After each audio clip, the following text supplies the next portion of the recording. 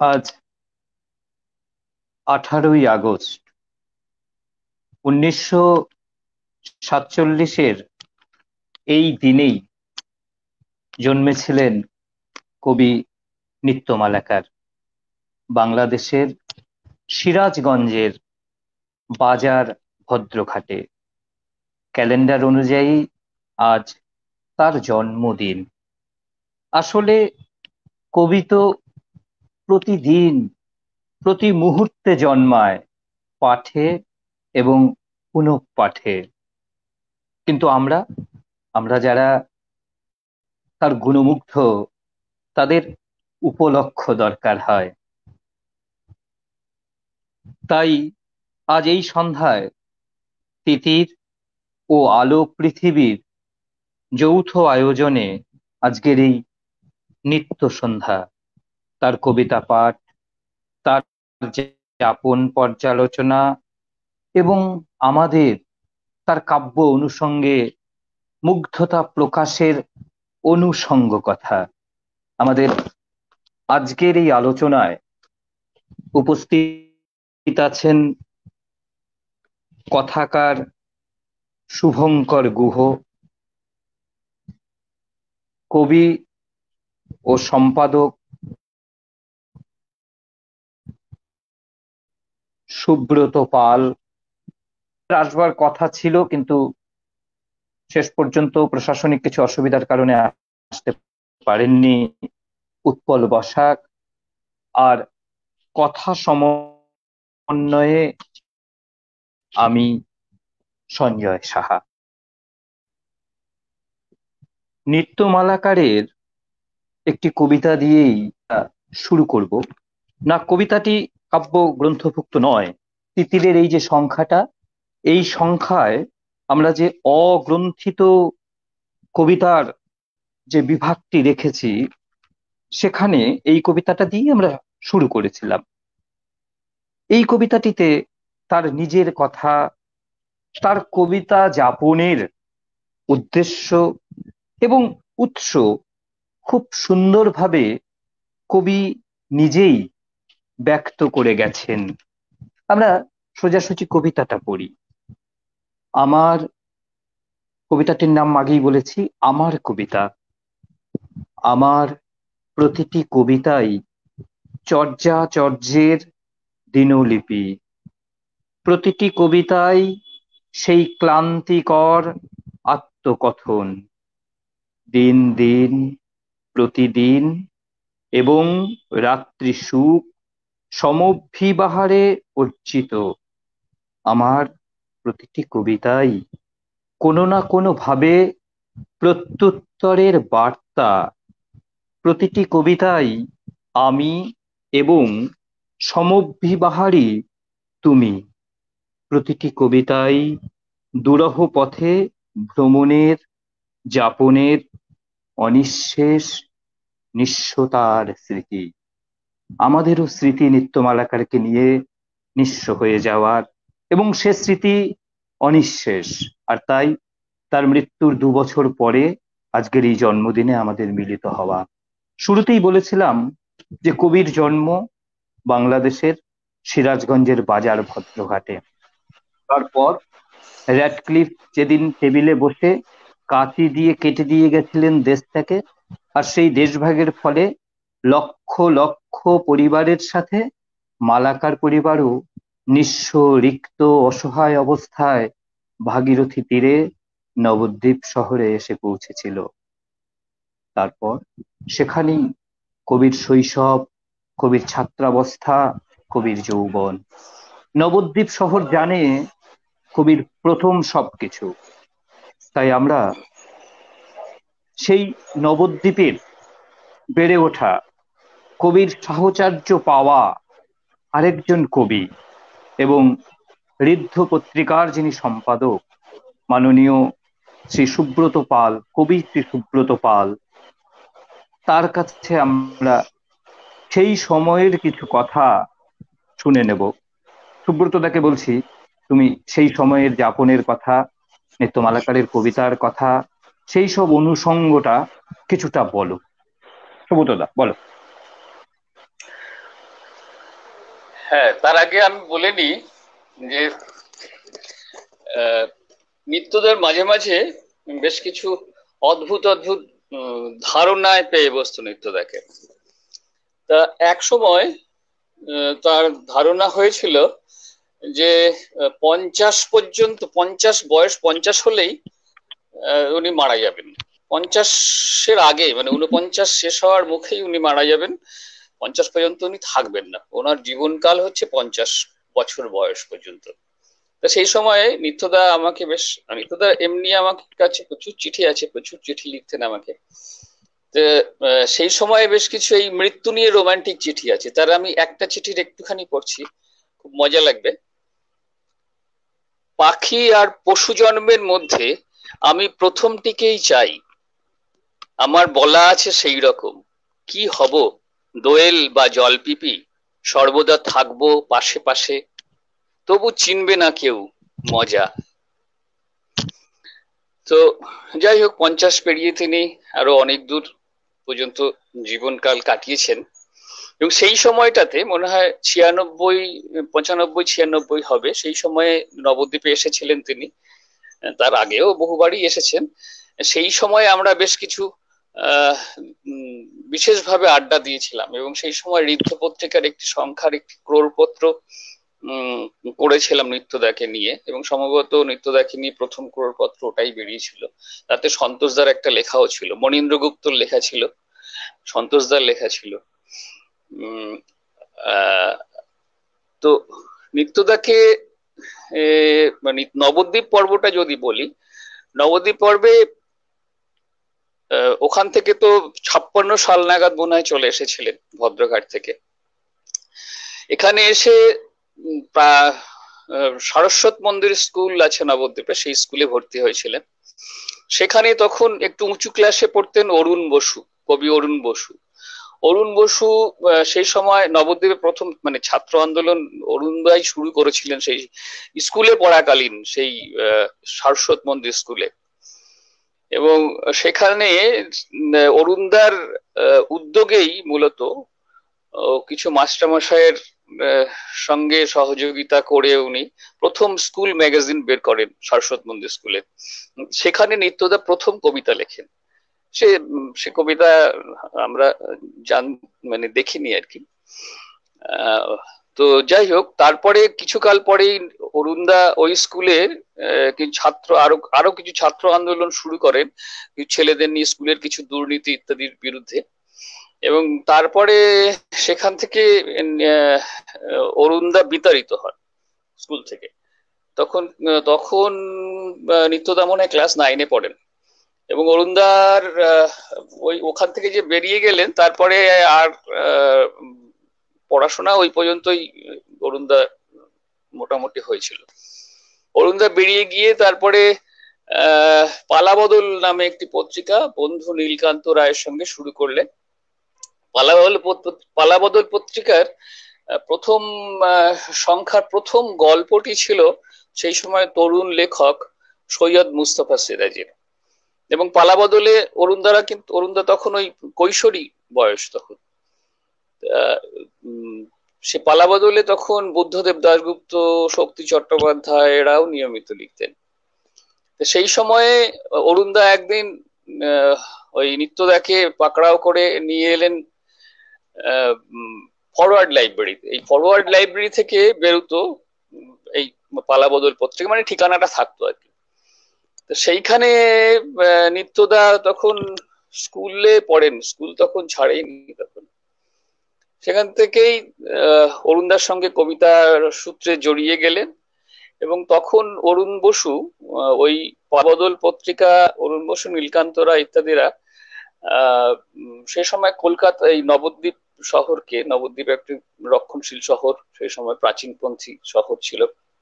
এবং সেই সময় যেটা ছিল, বামপন্থী একটা ঘরানা ছিল খুব বেশি, যারা অন্যরকম লেখালেখিকে পছন্দ করতেন না বা তাদেরকে একটু দূরে সরিয়ে রাখতেন।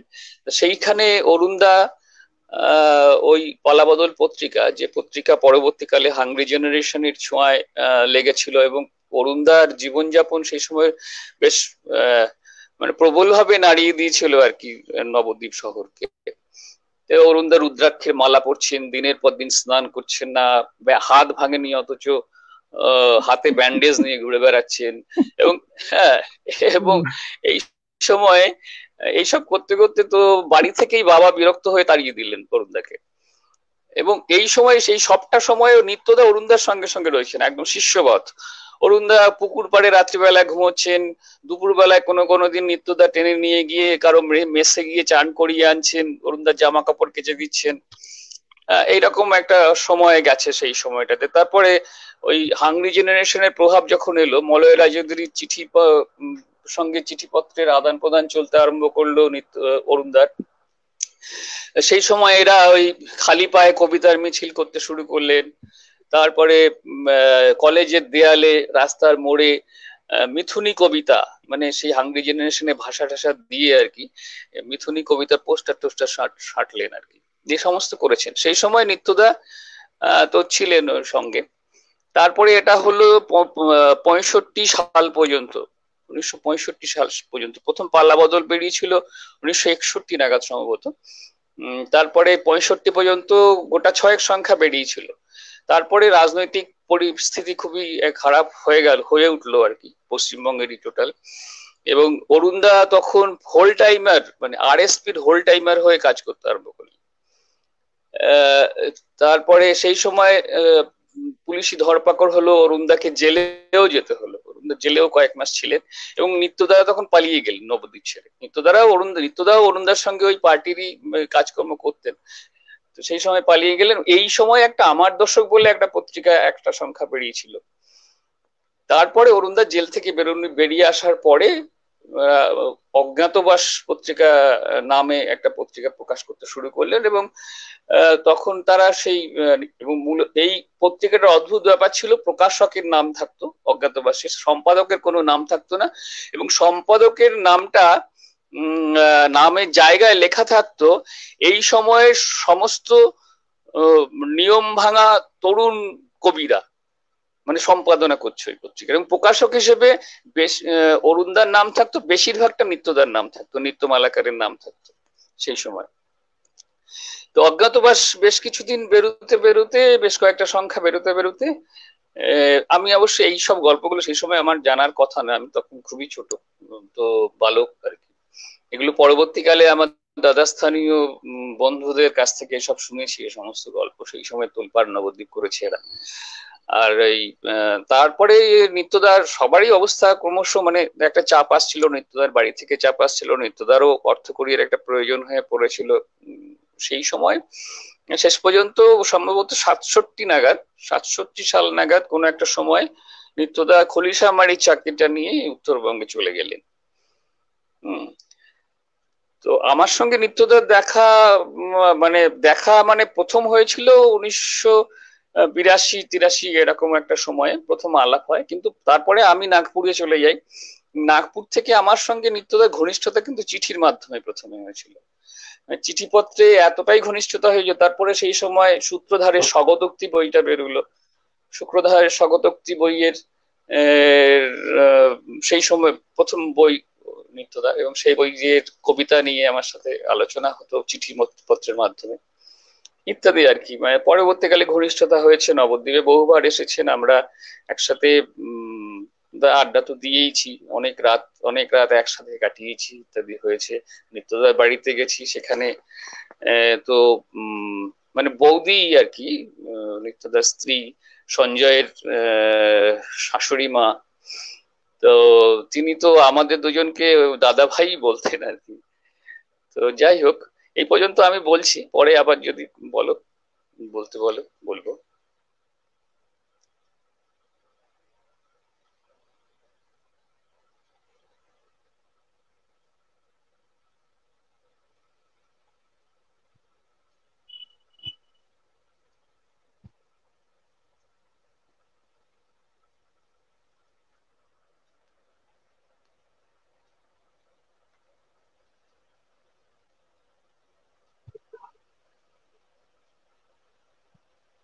না, পরে তো বলতেই হবে, কারণ তুমি কবিতা নিয়ে কিছু বললে না। খালি যাপনটাই বললে, তো নিশ্চয়ই পরে আবার তুমি একটু হ্যাঁ, বলবে। তো এই যে তুমি নবদ্বীপ সুব্রততা পর্ব যে বললে। শুরু করলো যে নৃত্যমালাকারের যে দারিদ্র, হুম, এই দারিদ্র তো করতেন, দারিদ্র ছিল তার অর্জন, তিনি মনে মনে এটা বিশ্বাস করতেন। এবং সেই দারিদ্র এর কারণেই এক সময় তিনি চলে আসেন এই উত্তরের একেবারে প্রান্তিক জেলা, আহ প্রান্ত হ্যাঁ নবদ্বীপ, ঠিকই আছে, নবদ্বীপ পর্বত তুমি বললে, চলে এলেন গ্রামে। মনীষী পঞ্চানন বর্মা যে গ্রামে জন্মেছিলেন সেই গ্রামে তখন একটা স্কুলের দায়িত্ব নিয়ে তিনি চলে এলেন। একটা হাই স্কুল সেখানে নতুন খুলেছে, তার টিচার হিসেবে তিনি জয়েন করলেন সেখানে শিক্ষক হিসাবে। এবং সেটাও তিনি খুব সুন্দর করে একটা শিল্পবোধ, কবিতার নাম হচ্ছে ভাতের মানদণ্ডে ইদানিং শিল্পবোধ। এ কোন বিভুয়ে আনলে শস্য শ্যাম বরদাস্ত করি, এত জল খাবার আমার মাথায় ঢোকে না, তুমি কোন দুরাশায় হেন সোনার বাংলায় আমাকে নির্বাসন দিলে, খুব সন্তর্পণে হেঁটে যাই আলপথে, কেননা শহরে যাব, মনে যেন কোনো নবদ্বীপ কোচবিহার অথবা কলকাতায় চিন্তান্বিত মাথা ঝুলে পড়ে। এটুকু থাক কবিতার অংশটা, এখান থেকে আমরা বুঝতে পারছি যে তিনি কি দারিদ্র্যের সংকটে ছিলেন। এবং খলিশামারিতে এসে চাকরি পাওয়ার পরে সে যখন তার থালায় যখন ভাত ফুল ফুটছে, তখন তার অনুভূতি গুলো কিরকম হচ্ছে সেটা আমরা বুঝতে পারছি। এবং একই সাথে নবদ্বীপে যেমন ছিল অরুণ বসু, এইখানে কিন্তু এসে তিনি ঠিক সেই রকমই আরেকজন মানুষকে পেয়ে গেলেন, অরুণেশ ঘোষ। যদিও মজার ব্যাপার, অরুণেশ ঘোষের সাথে তার আত্মিক যোগাযোগ স্থাপিত হয় তার আগেই, সেই অজ্ঞাতবাস পর্ব থেকেই, সে গল্প কবিতার আহ সেখানে তিনি প্রথম অরুণেশ ঘোষের লেখা পড়েন গল্প কবিতায়, কৃষ্ণগোপাল মল্লিকের কাগজে। তো সেখান থেকে তিনি যখন এই কোচবিহারে এলেন, চৈতন্যের দেশ থেকে এলেন আরেক সমাজ সংস্কারক মনীষী পঞ্চানন বর্মার দেশে।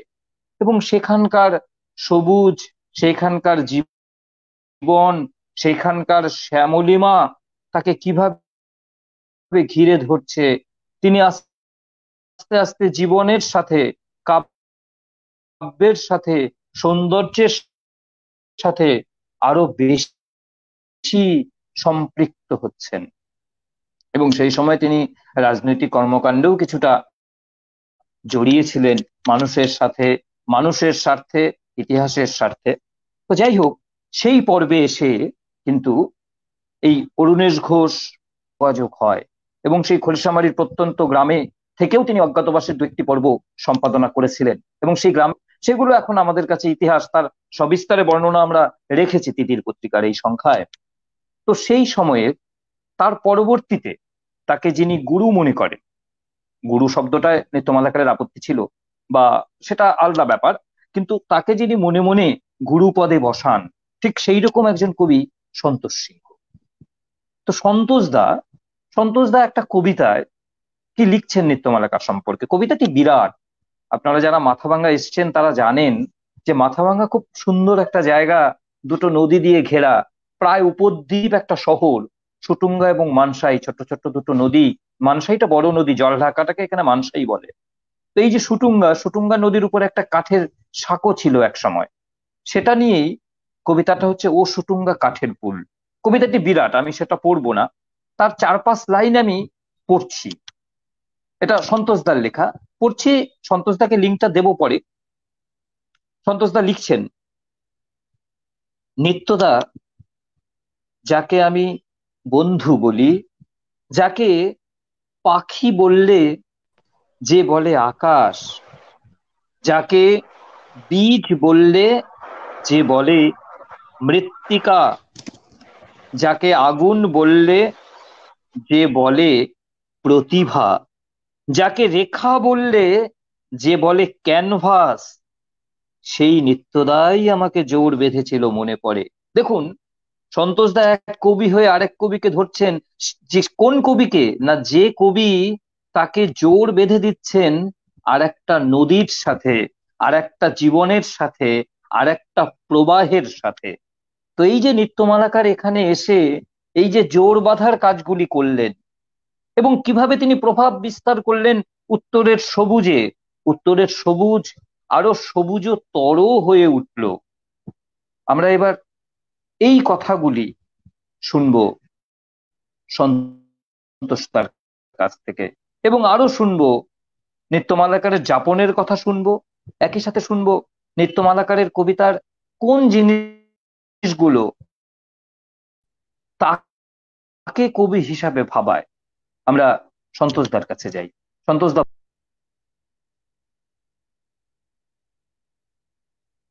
সন্তোষদা, সন্তোষদা, সন্তোষদা কেটে গেছেন,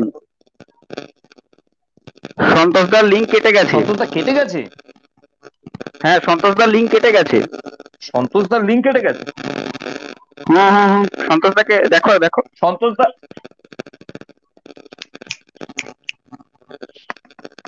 সন্তোষদা, সন্তোষদার লিঙ্কটা কেটে গেছে না? হ্যাঁ হ্যাঁ, সন্তোষদার স্ক্রিন আউট হয়ে গেছে। আচ্ছা, যা বলছিলাম, আচ্ছা ঠিক আছে, সন্তোষদা আসবে পরে। তাহলে আমি একটু বলি, এই নৃত্যমালাকার যখন মাথাভাঙায় এলেন, তিনি খলিশামারিতে থাকতেন বললাম। 1983-তে নৃত্যমালাকার খলিশামারি থেকে মাথাভাঙা শহরে এলেন। তো মাথাভাঙা শহরে আসার পর এইবার মাথাভাঙায়ও কবি তার নিজস্ব আড়ালে আছেন, কেউ চেনেন না, জানে না কে নৃত্যমালাকার, কেউ জানে।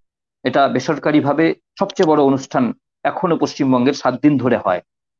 তো সেখানে আমাদের তরুণ কিছু কবি, তখনকার তরুণ, তারা একটা স্টল দিয়েছিল, বই টই নিয়ে বসেছিল। তো সেইখানে এসে একজন পায়জামা পাঞ্জাবি পরা মানুষ, যে কিনা তত স্মার্ট নয় দেখতে, সে এসে বই টই নাড়াঘাটা করছে। দেখে আরেক কবি, তখনকার এক তরুণ, অনুভব সরকার, কমল সাহা, তারা এসে বলছেন যে আপনি আপনি কেমন অবাক হয়ে যাচ্ছে তারা, যে বিষয়টা কি হচ্ছে। একটা লোক চালচুলোহীন প্রায়, সে ওরকম দেখছে, কি হচ্ছে না হচ্ছে কিছুই বুঝতে পারছে না, তারা চেনেও না। তখন আর দেখছে আর মিটি মিটি হাসছে, এবং বেশ কিছু বইও কিনে নিল। কখন পরিচয় হলো তার সাথে অনুভব সরকারের, কবি অনুভব সরকার। আপনারা জানেন সেই সময় টার্মিনাস বলে একটা কাগজ করতো, ডুয়ার্সের একটা উল্লেখযোগ্য কাগজ ছিল টার্মিনাস।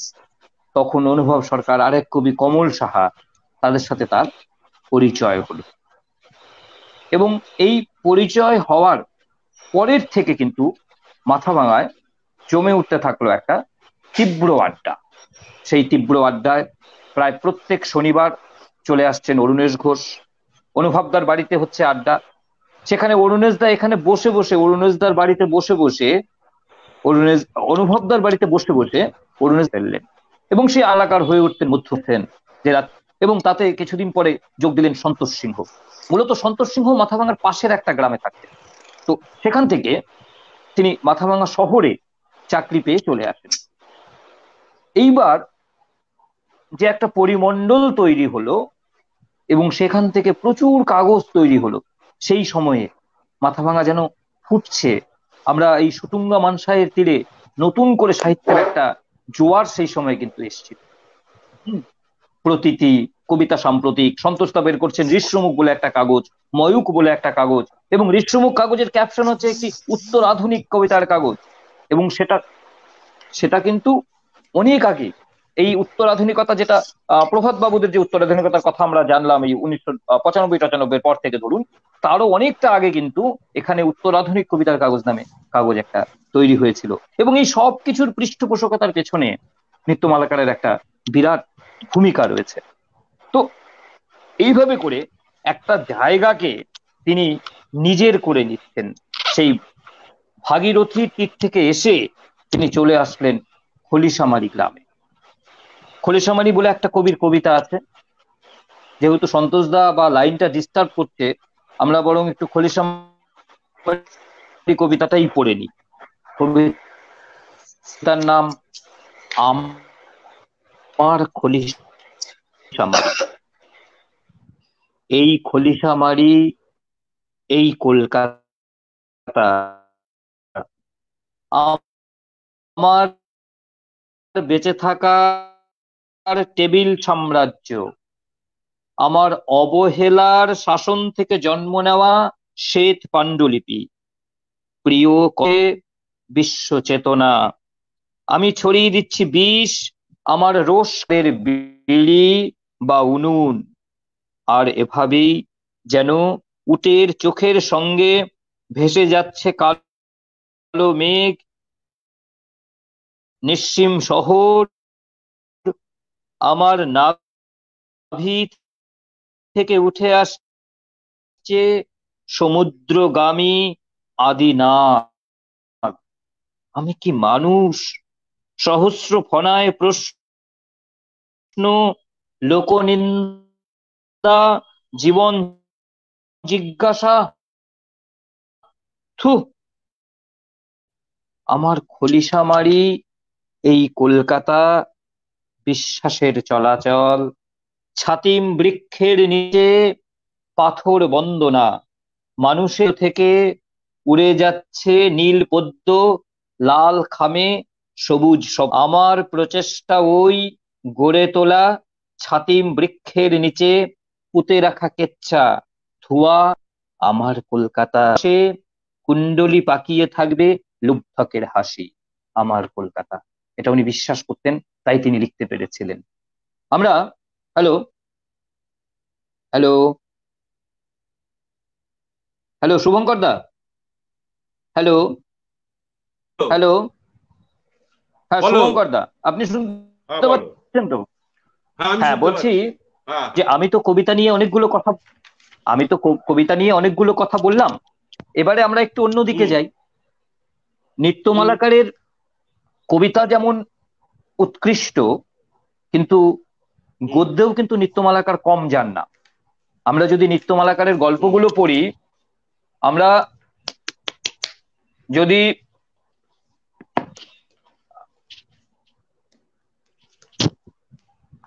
নিত্যমালাকারের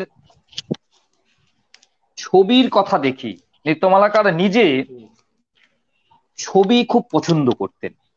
যেহেতু পারিবারিক টাইটেল হচ্ছে মালাকার, তাদের ছিল হুম শোলার কাজ। হ্যাঁ, নিত্যমালাকারের যে বাবা, তিনি শোলার পাখি বানাতেন, শোলার খেলনা বানাতেন, কখনো কখনো পটচিত্র আঁকতেন এবং গ্রামে গ্রামে সেগুলো ফ্রি করে বেড়াতেন। তাতে 2-5 টাকা যা আয় হতো, তা দিয়েই তাদের পূর্বপুরুষের খুন নিবৃত্তি। তো তার রক্তে ঢুকে গেছে সেই শিল্পবোধ, সে ইনহেরিট করেছেন তার ভেতরে। তো এই যে তার শিল্পবোধ, সেটা তার সাথে কথায় কথায়, তার সাথে তো আমাদের প্রচুর আড্ডা দেওয়ার সৌভাগ্য হয়েছে। আমি তো ব্যক্তিগতভাবে তার আত্মীয়ও বটে। তো সেই আড্ডাগুলোতে তিনি কিন্তু প্রায় বলতেন সে কথা, যে প্রায় বলতেন ভ্যান গগের কথা, পিকাসোর কথা, রেমব্রার সেই নারী মূর্তিটির কথা, সেই সূর্যমুখী ফুলের দীপ্ততার কথা। ওটা তার অনেক লেখায়, বলেছে, আমি তো কিছুই শুনতে তার পেলাম না। লেখায় যতটা এসছে তার চেয়ে বেশি বলেছে। তো সেইখানে দাঁড়িয়ে আমাদের মধ্যে যেহেতু উপস্থিত আছেন কথাকার, সেই তার বিখ্যাত উপন্যাস বিয়োর আপনারা জানেন, আরো অনেক উপন্যাস রয়েছে। তো শুভঙ্কর গুহ, তিনিও একই সাথে তো সব্যসাচী, তিনি নিজে আর্ট কলেজের ছাত্র। হ্যাঁ, ভালো ছবি আঁকেন। তো শুভঙ্কর দার কাছ থেকে আমরা দুটো মিলিয়ে শুনি না, নিত্যমালাকারের কবিতায় ছবি আছে কিনা, সেই ছবি কিভাবে আছে। আর শুনি নিত্যমালাকারের যে গদ্যগুলো তিনি রেখে গেছেন, সেগুলো নিয়ে শুনি। তারপরে আবার না হয় আমরা কবিতার কাছে ফিরবো, সন্তোষদার কাছে ফিরবো। সন্তোষদা ততক্ষণে নিশ্চয়ই চলে আসবেন। যন্ত্রের যন্ত্রণা তো কিছু থাকেই, চিরকালই থাকে, এখানেও রয়েছে। সুতরাং শুভঙ্করদার কাছে আমরা এই দুটো বিষয়, একটু ছবির কথা শুনি। শুভঙ্করদা তো ছবির লোক খোদ, আর কথা সাহিত্যের কথা তো আমি আর কি বলবো, আপনারা সবাই জানেন শুভঙ্করদাকে, সে বিখ্যাত লেখা নিয়ে। তো যাই হোক, শুভঙ্করদা এবারে আপনি বলুন একটু আপনার পছন্দের নিত্যমালাকারকে নিয়ে, তার বিষয়গুলো নিয়ে। আমি প্রথমেই বলি আকাশ থেকে আকাশ নিলে আকাশই থাকে, আর শূন্য থেকে শূন্য নিলে শূন্যই থাকে। নৃত্যমালাকারের কবিতার শব্দের মধ্যে, পরস্পরের শব্দের মধ্যে অদ্ভুত এক শূন্যতা আছে। এই শূন্যতাকে আমি নিঃসঙ্গতা বা নির্জনতা বলবো না। এই কবিতার মধ্যে উনি যে পরপর যে শব্দের প্রয়োগ করেন, তার মধ্যে অদ্ভুত একটা স্পেস তৈরি হয়। এটি আমার কাছে খুব বিস্ময়কর লেগেছে। এবং উনি যখন কবিতা লিখছেন, অধিকাংশ আমরা যারা লেখালেখি করি, আমাদের নির্জনতা এবং নিঃসঙ্গতা একটা খুব বড় বিষয়। কিন্তু সেই দেশভাগ, তারপরে নবদ্বীপে চলে আসা, তারপরে সেই তার পিতৃদেব সেই শোলা দিয়ে বর বউয়ের টোপর তৈরি করছেন, শোলা দিয়ে পাখি তৈরি করছেন, শোলা দিয়ে সেই বেড়াল কুকুর তৈরি করছেন, নানা রঙের সেই সমস্ত কিছু শোলা দিয়ে সেই পুতুল বানিয়ে উনি নবদ্বীপ শহরে ঘুরে বেড়াচ্ছেন, ফেরি করছেন তার পিতৃদেব। এই যে ভ্রমণ, এই যে তার পিতৃদেবের যে ভ্রমণ, সেইখান থেকেই কিন্তু তিনি আস্তে আস্তে দেখছেন যে বাবা, তার পিতৃদেব কেমন রাস্তায় রাস্তায় তার বুকের ওপরে পাখি, পশু, এই সমস্ত কিছু নিয়েই তিনি হেঁটে বেড়াচ্ছেন। এই অদ্ভুত এক জীবন। আমার মনে হয় যে এইখান থেকেই কবির তার চেতনার যে বলা হয় না যে সংগ্রহ শুরু হলো, এবং তিনি যত তার জীবন প্রবাহিত হয়ে গেছে, তিনি একটি অভিজ্ঞতার সংগ্রহশালা হয়ে গেছেন। আমি মধ্যরাত্রে আমি বেশ কিছু মানুষের কবিতা পড়ি, জীবনানন্দ দাশ পড়ি, বিনয় মজুমদার পড়ি, রামেন্দ্র কুমার আচার্য চৌধুরী কবিতা পড়ি, আমি নৃত্যমালাকারেরও কবিতা পড়ি। অদ্ভুত অদ্ভুত এক বিস্ময়কর তার নির্মাণ। এবং শুধু তাই নয়, তার লেখার মধ্যে অদ্ভুত এক সনাতন ধর্ম ছিল, একটা সনাতনী একটা ভাবনা ছিল। আমি যেমন বলি যে আমাদের আদিকালে আমরা যখন আসিনি, এবং এই কথাটি বলার আগে আমি একটু প্রবেশ করি। উনি বলছেন, নিজেই বলছেন, কি চমৎকার তিনি বলছেন, সব ভালো কবিতাই পূর্বজরা লিখে গেলেন, সব ভালো কবিতাই পূর্বজরা লিখে গেলেন বলে আমি আর ও পথে গেলাম না আজ, বরং সারাদিন পণ্ডিত মশায়ের নস্য ডিব্বা সংগ্রহ করলাম, আর মাকড়সাদের বাড়ি ঘুরে ঘুরে কজরের ছাদে অ্যান্টেনা আছে হিসাব দিলাম। যে সব ভালো কবিতায় পূর্বরা যারা লিখে গেলেন, কি প্রণত হচ্ছেন এই প্রবাহিত সময়ের কাছে, বিস্ময় করা। যদি খুব গভীরভাবে ভাবা যায়, তাহলে দেখতে হবে আমরা যখন আসিনি পৃথিবীতে, মানব জাতি যখন আসেনি, যখন আমাদের আদি পিতা, সে আদি পিতারা যখন পৃথিবীতে আসেনি, পৃথিবী কিন্তু তখন সঙ্গীত মুখর। সমুদ্রের তরঙ্গ, বাতাসের শব্দ, পাখির শব্দ, পাখি গান গাইছে। অদ্ভুত এক নির্জন মানবহীন পৃথিবীতে আমরা যদি কল্পনা করি, তাহলে দেখতে পারি যে কোথাও যেন মানুষ নেই। এটাই পৃথিবীর আদিমতম সঙ্গীত। এই সঙ্গীতের কথা কিন্তু, এই আদিমতম সঙ্গীতের কথা কিন্তু নৃত্যমালাকার তার কবিতায় বারে বারে বলেছেন একটি দাগের কথা, একটি রেখার কথা। পাথরের উপরে আদিম মানুষ দাগ দিচ্ছে, পরবর্তীকালে মানুষ সভ্য হচ্ছে, সেই দাগ থেকে আবিষ্কার হচ্ছে অক্ষর, সেই দাগ থেকে আবিষ্কার হচ্ছে পশুর ছবি। নৃত্যমালাকার সেখানেও কিন্তু প্রণত হয়েছে। যদি বলা যায় তাহলে সাহিত্যের পর্বতের শ্রেষ্ঠতম চূড়া হচ্ছে কবিতা।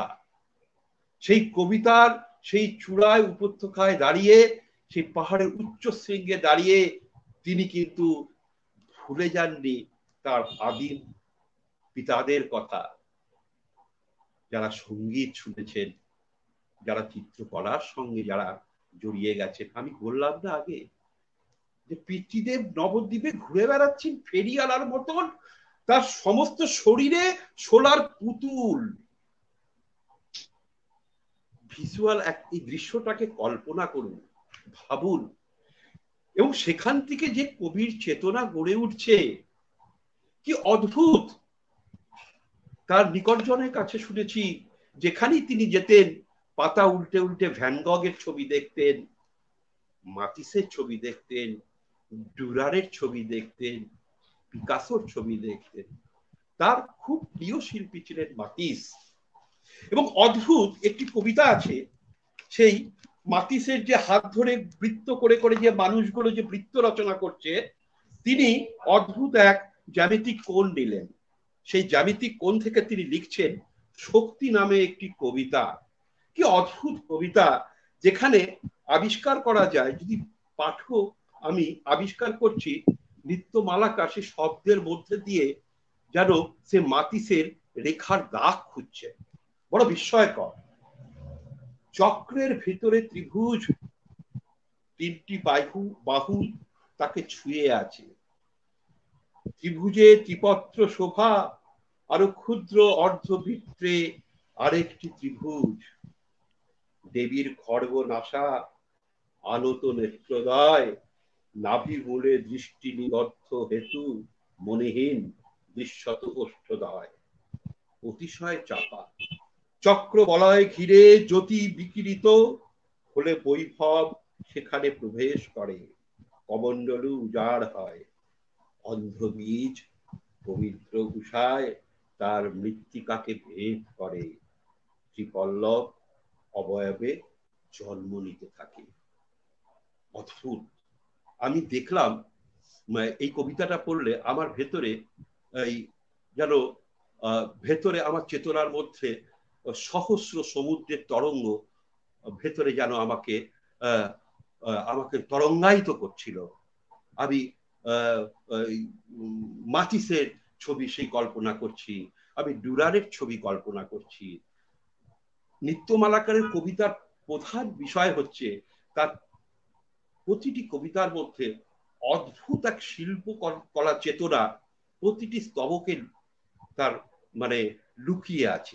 এই যে তিনি যে কবিতাকে এই চিত্রকলার সঙ্গে যে সম্পৃক্ত করতে চাইছেন এবং সঙ্গীতের সঙ্গে যে সম্পৃক্ত করতে চাইছেন এবং কবিতার শব্দকে যে শূন্যতা এবং নিরহংকার করছেন, কবিতা ওনার কবিতায় সব থেকে বড় যে দিকটা, ওনার কবিতায় শব্দগুলি খুব নিরহংকার। আমি এরকম নিরহংকারী শব্দ সাম্প্রতিক কোনো কবিতায় পড়িনি। তার কারণ হচ্ছে এটা হচ্ছে তার দেশ বিভাগ, তার যন্ত্রণা, এবং তিনি যে জায়গা থেকে উঠে এসেছিলেন, তিনি যে জায়গা থেকে উঠে এসে তিনি কবিতায় লেখায় বিচরণ করেছেন, সেই সত্যকে তিনি বারবার আবিষ্কার করতে চেয়েছেন। আমার কাছে নিত্যমালাকারের এই যে আবিষ্কার, এটা আমার কাছে খুব বিস্ময়কর লেগেছে। এবং শুধু তাই নয়, আমি এমনও শুনেছি তার নিকটজনের কাছ থেকে যে তাকে যদি মাতিসের অ্যালবাম দেওয়া হয়েছে, ছবির ভ্যান গগের ছবির পেন্টিং এর অ্যালবাম দেওয়া হয়েছে, তিনি সমস্ত তার পড়ার বই, তার সমস্ত কিছু কবিতার বই তিনি সরিয়ে রেখে সেই মাতিস, ভ্যান গগ, আমাদের নন্দলাল বসু, গোপাল ঘোষ, এইসবের চিত্রের প্রতি তিনি আকৃষ্ট হয়ে বুঁদ হয়ে যেতেন। অর্থাৎ তার ভেতরে যে চিত্রকলার চেতনা তাকে যে সবসময় জাগরিত করে রাখত, এটা কিন্তু আমার মনে হয়েছে তার কবিতা। এবং আমি সব থেকে বড় কথা, অদ্ভুত তার প্রেমময় জীবন।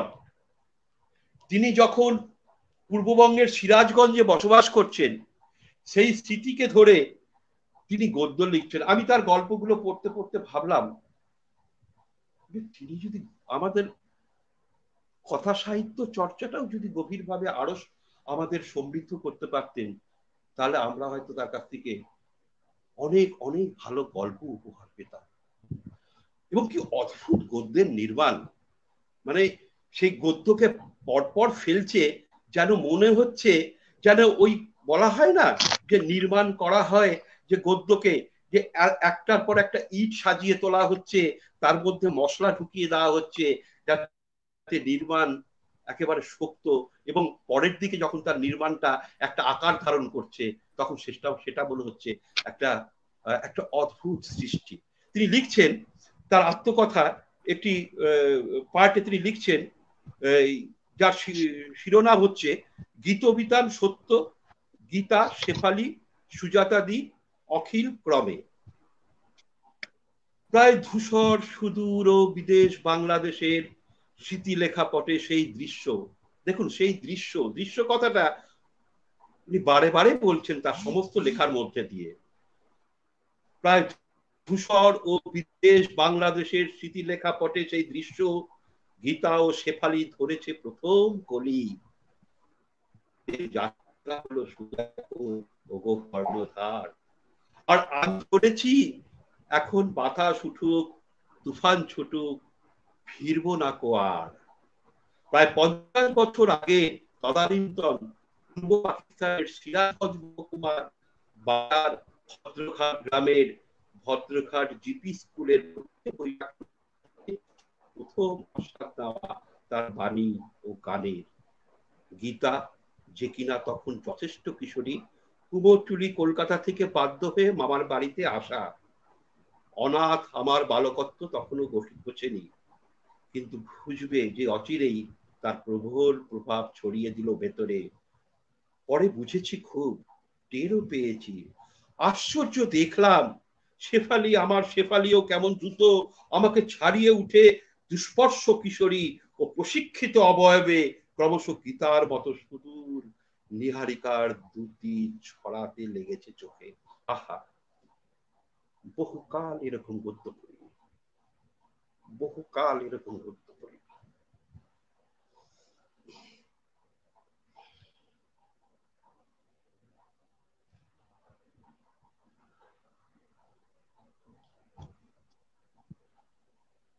হ্যালো হ্যাঁ হ্যালো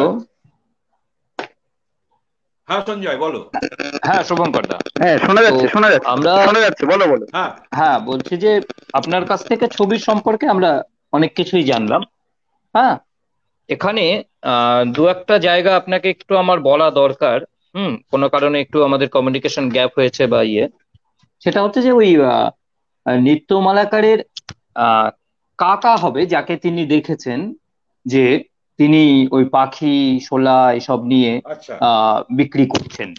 ঠিক আছে, নবদ্বীপ শহরে নবদ্বীপ শহরে এই কাজটা করে কাকা একটা অদ্ভুত পাখি বানাতেন, যেটা আচ্ছা আহ আহ, মনে করা হয় যে উনি প্রথম যে ওই পাখিটা বানান, শোলার একটা অদ্ভুত সুন্দর পাখি বানাতেন যেটা শব্দ করত। হুম, এটা হ্যাঁ ইনফরমেশনের জন্য চেতনা বলে রাখছি যে হ্যাঁ ওটা আমাদের হ্যাঁ কোথাও আমাদের একটা কমিউনিকেশনের ভুল হয়েছে বলে আপনি হ্যাঁ ওটা বলে ফেলেছেন। হ্যাঁ, না না চেতনাটা এটা অবশ্যই অবশ্যই উনি হ্যাঁ কাকাকে দেখছেন, অবশ্যই যে কারণ ওনার হ্যাঁ বাবাকে এই দেখার কথাটা ওনার সেই স্মৃতিতে নেই। হ্যাঁ, হ্যাঁ বুঝতে পারছি আমি, মানে সেই স্মৃতিটা নেই, কাকা কাকা হ্যাঁ হবে হ্যাঁ একটা ওই ব্যাপারটা। হ্যাঁ হ্যাঁ, হুম। আচ্ছা। তো কিন্তু কিন্তু দেখো তো একটা যে মজা আমরা আছে, সন্তোষ উনি দাকে পেয়ে গেছি, আবার উনি সন্তোষ দা যখন আছেন তো? হ্যাঁ, হুম, বলুন। উনি যখন নবদ্বীপে চলে এলেন, হ্যাঁ শুভঙ্কর দা বলুন। সঞ্জয়, হ্যাঁ হুম, নবদ্বীপে যখন চলে এলেন, হ্যাঁ তার হ্যাঁ দাদা বোধহয় বলুন। এক এক ভ্রাতা হুম উনি চলে গেলেন তাঁতকলে, একজন চলে গেলেন হুম তাঁতকলে কাজ করতে, হুম হুম হুম হুম আরেকজন হুম হুম তিনি হুম খুব রুগ্ন ছিলেন। হ্যাঁ হুম আছি আছি, হ্যাঁ তিনি আর খুব আমি তো হুম কিছু রুগ্ন শুনতে ছিলেন। হুম হুম পারলাম হুম না হ্যাঁ তিনি বক্তব্যগুলো। খুব রুগ্ন ছিলেন, হুম এবং নবদ্বীপে এসে হুম নৃত্যমালাকার কিন্তু তার হুম, তার প্রিয় অগ্রজ দুই দাদার মৃত্যু দেখলেন। হ্যাঁ হ্যাঁ হ্যাঁ হ্যাঁ, হুম তার হ্যাঁ, জীবন ভর তাকে সেই কথা। মৃত্যুকে ফেস করতে হয়েছে দাদা। হ্যাঁ, এবং এবং এটা কিন্তু কবিতার মধ্যে দিয়ে, বহু কবিতার মধ্যে দিয়ে তার এই মৃত্যু চেতনা কিন্তু উঠে এসেছে, এবং অদ্ভুত ভাবে উঠে উঠে এসেছে তার মৃত্যু চেতনা। হ্যাঁ, এবং ওই যে এবং তার তিনি এবং তার পিতৃদেবী হোক, এবং তার পিতৃদেবী হোক, হ্যাঁ, এবং তার কাকাই হোক, তিনি যাকে দেখেছেন এই যে পাখি নিয়ে নিয়ে ঘুরে বেড়াচ্ছে, এটা তার চোখে দেখাতো। এখান থেকে তার ভেতরে ভেতরে একটা অদ্ভুত চেতনার চেতনার একটা নির্মাণ হয়েছিল। আমার মনে হচ্ছে পরবর্তীকালে পরবর্তীকালে কিন্তু ছোট ছোট শব্দের মধ্যে এরকম আমরা তার এই লেখার মধ্য দিয়ে অনেক এরকম এই পাখির এরকম নির্মাণ তার কিন্তু আমরা পেয়েছি। ঠিক ঠিক পেয়েছি। হ্যাঁ, আসলে নিত্যমালাকার পরবর্তীতে নবদ্বীপে এসে কিন্তু কাকার ওখানেই থাকে এবং কাকাই তাকে পরবর্তীতে মানুষ করে। ঠিক আছে, এই তথ্যটা আমাদের জানতে হবে আর কি। হ্যাঁ হ্যাঁ, পিতৃসম, অবশ্যই অবশ্যই। এবং কাকাকে সে পিতার মতোই শ্রদ্ধা করতেন, পিতার মতোই, কোনো ওগুলো কোনো ব্যাপার নেই আর কি। হ্যাঁ, তো সন্তোষ দা আছেন লাইনে? হ্যালো, সন্তোষ দা কি আবার আউট হয়ে গেছে? হ্যালো হ্যালো, সন্তোষ দা কি আছেন? হ্যালো, আছেন আছেন। সন্তোষ দা নেটওয়ার্কে গন্ডগোল হচ্ছে। সন্তোষ দা এসেছেন? আবার এই মাঝে মাঝে নেই এখন। সন্তোষ দা এসেছেন? মাঝে মাঝে সন্তোষ দা এসেছেন? গদ্যের কিছু কথা আমরা শুনলাম এই মুহূর্তের উল্লেখযোগ্য গদ্যকার শুভঙ্কর দার কাছ থেকে। আমরা যন্ত্রের বিভিন্ন যন্ত্রণা নিয়ে আছি আজকে শুরু থেকেই। হ্যাঁ, তো আমরা সন্তোষ দাকে যতক্ষণ না বলে আমরা কবিতাও পড়তে পারি আরো দু একটা। তো নিত্যমালাকারের বৈশিষ্ট্যগুলো মূলত আজকে আমাদেরকে খুব করে ভাবাচ্ছে, সেটা হচ্ছে তার শব্দ প্রয়োগ, তার তৎসম শব্দের প্রয়োগ। সঞ্জয় দা শোনা যাচ্ছে? সঞ্জয় দা শোনা যাচ্ছে? হ্যাঁ, সন্তোষ দা এসেছেন। এই কারণ কবিতা তো ওই যে একটা কথা আছে না মালারমের, যে poetry is not written with ideas but with words. তো এই তো শব্দের পর শব্দ সাজিয়েই তো কবিতা তৈরি হয়।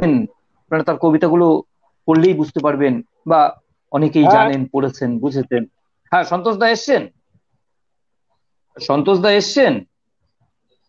তো সেখানে এই যে তৎসম শব্দের প্রয়োগ এবং এত অব্যর্থতার প্রয়োগ, যে এখনো সেগুলো আমাদেরকে ভাবায়।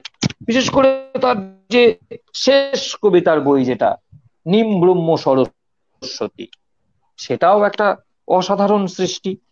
আমরা যদি তার একটা কবিতা পড়ি, নিম ব্রহ্ম। হ্যাঁ, দেখা যাচ্ছে তো। এসছেন? আচ্ছা, তাহলে সন্তোষ দা এবার আপনাকে দিই, আপনি একটু বলুন। হ্যালো হ্যালো, সন্তোষ দা, হ্যালো হ্যালো হ্যালো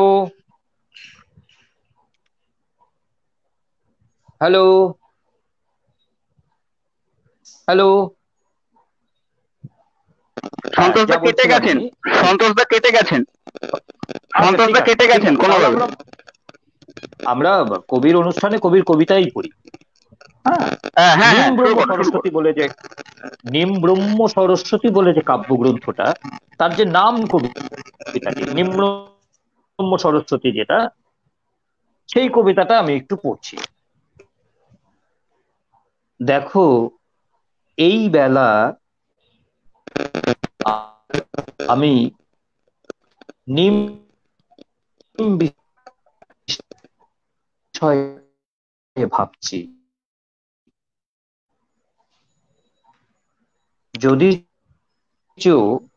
সকলই আলো ও শীত তীব্রতা মিলিয়ে ছাত্রী পাঠ্য সন্দর্ভ কিছু হয় কিনা নিয়ে তুমুল তোলপাড় হব ভেবে, চির স্ত্রীমুখ দেখে সংযত হেসে সুখে রোজকার মতো চূড়ান্ত প্রৌঢ় চা খাচ্ছি বেশ। হাল ধরে বহুক্ষণ এরকম কত দিন যে গিয়েছে, গিয়েছে বিকেল, শুকনো রাত্রি গিয়েছে। টেনে হিচড়ে নিয়ে যাওয়া ভুক্তাবশিষ্টের মাংস, খাড়ি ভাজ ও মোহনা দর্শন, শেষে সাদা সত্য লাভ। এসব ঘটেছে অর্চিষ্মান। তাই এই উপসর্গ অনু ব্রহ্ম দেখেছি সরস্বত্যই রিং ক্লিং। এটা নিয়ে বিভিন্ন রকম বিশ্লেষণ বিভিন্ন জন করেছেন। আমি এই বিশ্লেষণের উপযুক্ত মানুষ নই। নিত্যমালাকারের মৃত্যুদিনের দিন গৌতম চৌধুরী তিনিও অসাধারণ বক্তব্য রেখেছেন। আপনারা যারা কবিতা সংগ্রহ করতে পেরেছেন, এই যে বইটা কবিতা সংগ্রহ, এটাই দেখবেন সুন্দর একটা ভূমিকা আছে উৎপল বসাকের, যার আজকে থাকবার কথা ছিল, তিনি নেই। তো সেটাও খুব উল্লেখযোগ্য নিত্যমালাকার চর্চায়। তাকে নিয়ে চর্চা শুরু হয়েছে বিভিন্ন ভাবে। দু একজন গবেষণার কাজও করছেন বলে আমাকে দু এক বিশ্ববিদ্যালয়ের অধ্যাপক জানিয়েছেন ব্যক্তিগতভাবে। এখনো তার নামগুলো প্রকাশ করা যাবে না, এখনই আস্তে আস্তে হবে। প্রফেসর উত্তম দত্ত একটা জায়গায় লিখেছিনি যে দুঃখের কথা যে নিত্যমালাকার এই দেশে জন্মেছেন, অন্য দেশে হলে তাকে নিয়ে অনেকগুলো পিএইচডি বা ডিলিট হয়ে যেত এতদিনে। তো সেগুলো গেল প্রশংসার কথা, সেগুলো তার কবিতা। শুভঙ্কর দা নিত্যমালাকারের কবিতা পড়ুন আপনি দু একটা আপনার পছন্দের। আর দেখি সুব্রত দা আছে কিনা লাইনে। সুব্রত দাও নেই। আমরা শুভঙ্কর দা আপনি দু একটা কবিতা পড়ুন, আমি আর দু একটা কবিতা পড়ে আমরা প্রোগ্রামটাকে শেষ করে দেবো, কেননা সন্তোষ দাও ঢুকতে পারছেন না, সুব্রত দাও ওদিকে ঢুকতে পারছেন না। হ্যাঁ শুভঙ্কর দা। শুভঙ্কর দা নিত্যমালাকারের কবিতা, হ্যাঁ শুনতে পাচ্ছ? হ্যাঁ, শুনতে নিত্যমালাকারের পাচ্ছি কবিতা সংগ্রহ, হ্যাঁ এ এক অপূর্ব সংগ্রহ আমার কাছে। তিনি গদ্যের আকারে বহু কবিতা লিখেছেন এবং সেগুলো অদ্ভুত অনুভবের মধ্যে দিয়ে তিনি সেই কবিতার মধ্য দিয়ে যাত্রা করেছেন। কি অদ্ভুত একটি কবিতা! কবিতাটার নামই হচ্ছে কবিতা, যেখানে তিনি লিখছেন, সবাইকে অনুবাদ করি সে সাহস নেই, চারপাশে শুধু তুমি তুমি। ক্ষুধা যন্ত্রণার জন্য আরেকটি উপাদান, তোমাকে বাদ দিলে কিছুই থাকে না। তুমি মৃত্যু ভয়ে সম্মান, আব্রুহারির ভয়ে ছোঁয়াচ বাঁচিয়ে হাঁটো। কি নেব তোমার? দাঁত, লাল খয়েরি ওষ্ঠ, শরীরের ঘাস, অথবা স্বপ্ন নেব? চোখের ওপর পাতার ভার, কার গায়ে হাত রাখো পাশ ফিরতে রাতে। স্বপ্ন সম্ভব তুমি, অশ্বমুণ্ডে দুরন্ত সাহস, ঝড়ে যখন দাঁড়াবে পথে, কাল স্তব্ধ হয়ে মাটিতে অপরিবাহী ক্রোধ হয়ে দীর্ণ হবে। এক এক সময় ভাবি ছুটে যাই, সাধ্য কম, বিদ্যা বুদ্ধি ধুয়ে এই এত দূর, কিন্তু সবই কি শরীর? আর হাসি নেই, আলো নেই, খুর বা অগ্নির চেয়েও তীব্রতর ভাষা হয়, শব্দের অনুতে ধারণ ব্যাস খুঁজে পায়। সূক্ষ্ম করামাত্র দেখলাম ভাব বাষ্প, সবাইকে অনুবাদ করি সে সাহস নেই, সুখ সেইখানে। হ্যাঁ শুভঙ্কর দা, না একটু পরে আমরা সন্তোষ দাকে পেয়েছি, সন্তোষ দার কাছ থেকে এবার একটু শুনি। সন্তোষ দা ঠিক আছে, এবার ঠিক আছে, আপনি এবার বলুন আপনার অনুভূতির কথা, নিত্যমালাকারের যাপনের কথা বলুন সন্তোষ দা। আচ্ছা, সবাইকে নমস্কার। নিত্যমালাকার, আসলে কবি নিত্যমালাকারকে আমি গুরু বলেই স্বীকার করি, যদিও উনি এই গুরু কথাটাতে আপত্তি করেছেন। আমাদের সম্পর্কটা গুরু শিষ্যের মতোই আর কি, আমি মানি। আমি আধুনিক কবিতার দীক্ষা আমার কাছেই নিয়েছি। ইউনিভার্সিটিতে যে অস্ত্রকুমার শিকদার আমাদের তাত্ত্বিক দিক থেকে আধুনিক কবিতা পড়িয়েছেন, তাত্ত্বিক দিকটা আমি নিত্যমালাকার কাছ থেকে এখানে বাস্তবায়িত হয়েছে। তারপর তার সহজ সাহায্য পেয়ে আধুনিক কবিতার কি বস্তু, কি জিনিস, আমি নিত্যমালাকারের জীবনযাপন থেকে আমি সেটা বুঝতে পেরেছি। নিত্যমালাকার 1968-তে যখন খলিশাবাড়িতে আসেন, তখন আমি হায়ার সেকেন্ডারি পরীক্ষা দিই, উচ্চ মাধ্যমিক পরীক্ষা দিই। 1968 পরে 1982-তে তিনি মাথাভাঙ্গা শহরে পচাগড়ে তিনি নতুন বাড়ি করে সেখানে এসেছিলেন ছেলে মেয়েকে মানুষ করবার জন্য, তাকে যাতে একটু ছেলেমেয়েরা মানুষ হতে পারে সেই জন্য। তো 1968 থেকে 1982 এই পর্বটা আমি নৃত্যবালাকার কাছে পরে শুনেছি, নৃত্যবালার কাছে পরে শুনেছি। আমাদের আড্ডাতে এই কথাগুলো উনি বারবার বলেছেন আমাকে। কিন্তু 1982 থেকে এই জীবনে শেষ অবধি আমি ওনার সঙ্গী ছিলাম বলা যেতে পারে। 1984-তে ওনার সঙ্গে আমার পরিচয় একটা এখানকার তরুণরা, অনুভব সরকার, কমল সাহা, চমু সুব্রত রায় নিয়ে মারা গেছে, চমু, নকুল মন্ডল, এরা তখন ছিল মাথাভাঙায়। তো সেই সময়তে প্রথম পরিচয়ে আমি একটা মুগ্ধ হয়েছি। ওনার সম্বন্ধে শুনেছিলাম যে উনি পালাবদল, অজ্ঞাতবাসের সঙ্গে যুক্ত ছিলেন, এগুলো শুনেছিলাম। এবং একজন কবি যে এত সাদামাটা হতে একটা পোশাকে করে, এটাকে দেখে প্রথমে কবি ভাবতে পারিনি, কবিরা এইরকম হয় নাকি, আবার এত সাদা সরল হয় নাকি আর কি। যাই হোক, তার সঙ্গে যখন মেলামেশা শুরু করলাম, আস্তে আস্তে আস্তে আস্তে তার জীবনযাপন, তার গভীরতা, তার পাণ্ডিত্য, তার পড়াশুনো আমাকে এত মুগ্ধ করলো যে একটা সময় তিনি আমার বিশেষ বন্ধু হয়ে উঠলেন। এবং বিশেষ করে 90-এর দশক, এই 90-এর দশকটা উনি আমার সঙ্গে গভীর হয়ে মেলামেশা করেছেন। এমন একটা সময় এলো যখন নিত্যদা তার সমস্ত কবিতা আমাকে ওই সময়টা পড়ে শোনাতেন। এবং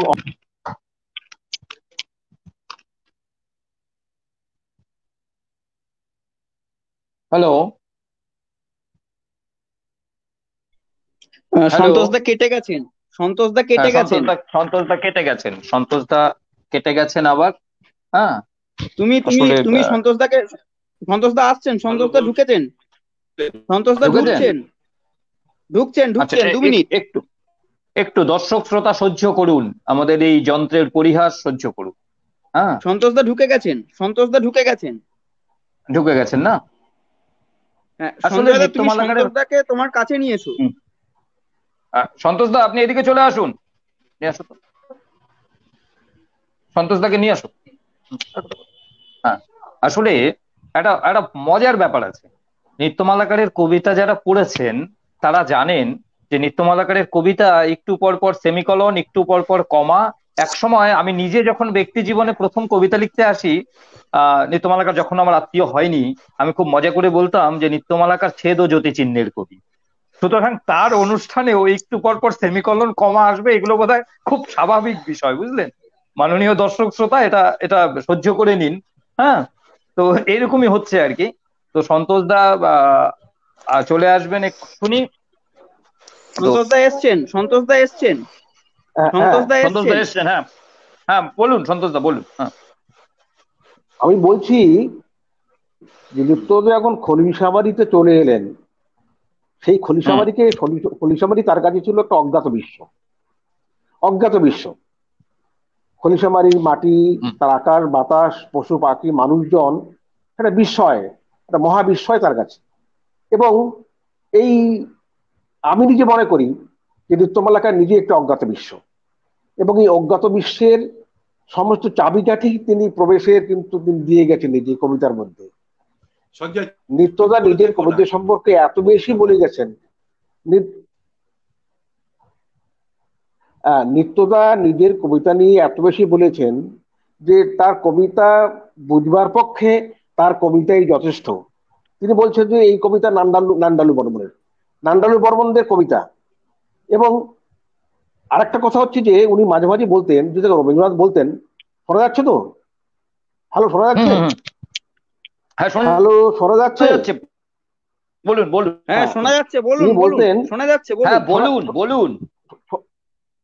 আচ্ছা, তিনি তিনি বলতেন যে সীমার মাঝে অসীম তুমি বাজাও আপন সুর, এই রবীন্দ্রনাথের এই উক্তিটা নিয়ে বলতেন, দেখো সীমা এবং অসীমকে যদি যুক্ত করা না যেতে পারে তাহলে কিন্তু কবিতাটা হবে না। এবং নিত্যদা কিন্তু সেটা চেষ্টা করেছেন। তিনি তার কবিতার মধ্যে বাস্তব এবং তার যে অলৌকিক চেতনা, তার অসীম, তাকে তিনি যুক্ত করেছেন। তিনি নান্দালু বর্মনের কথা বলতে বলতে তিনি পশুপাখির কথা বলেছেন, আকাশ মেঘের কথা বলেছেন। এইভাবে তিনি সীমা থেকে অসীমে চলে গেছেন।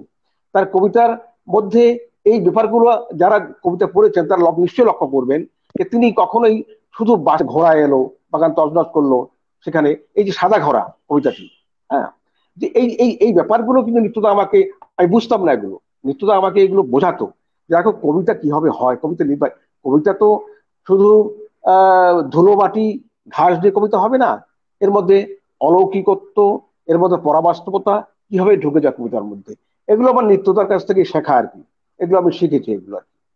হ্যাঁ, নিত্যদা, এই আমি যে সময়টার কথা বলছি, যে 90 দশকটা, নিত্যদা আমাদের বাড়িতে, আমার বাড়িতে বিশেষ করে উনি খুব আড্ডা মারতেন এবং আমরা প্রচুর সেখানে তরল অগ্নি পান করতাম দুজনে মিলে। তিনি তখন অচরিত ভ্রমণ কবিতাগুলো লিখছেন প্রায় শেষের দিকে, আর আমি ওই সময়টায় শূন্য পুরাণের কবিতা লিখছিলাম। আমরা দুজনের বিনিময়, কিন্তু আমরা কারো দ্বারা কি প্রভাবিত হয়নি। আমি অনুপ্রাণিত হয়েছিলাম, কিন্তু নিত্যদার দ্বারা আমি প্রভাবিত হয়নি, কারণ নিত্যদার ভাষা আলাদা, আমার ভাষা আলাদা। এবং আমরা দুজনই ওই তর্ক বিতর্ক জুড়তাম কবিতা নিয়ে এবং শিল্প নিয়ে। এবং নিত্যদার সাহিত্য নিয়ে এত গভীর জ্ঞান এটা আমার নেই, তার কাছ থেকে আমি শিখতাম। নিত্যদা অরুণদার কথা বলতো, যে অরুণদা তাকে নিয়ে পাখি পড়ার মতো করে কবিতা বোঝাতো।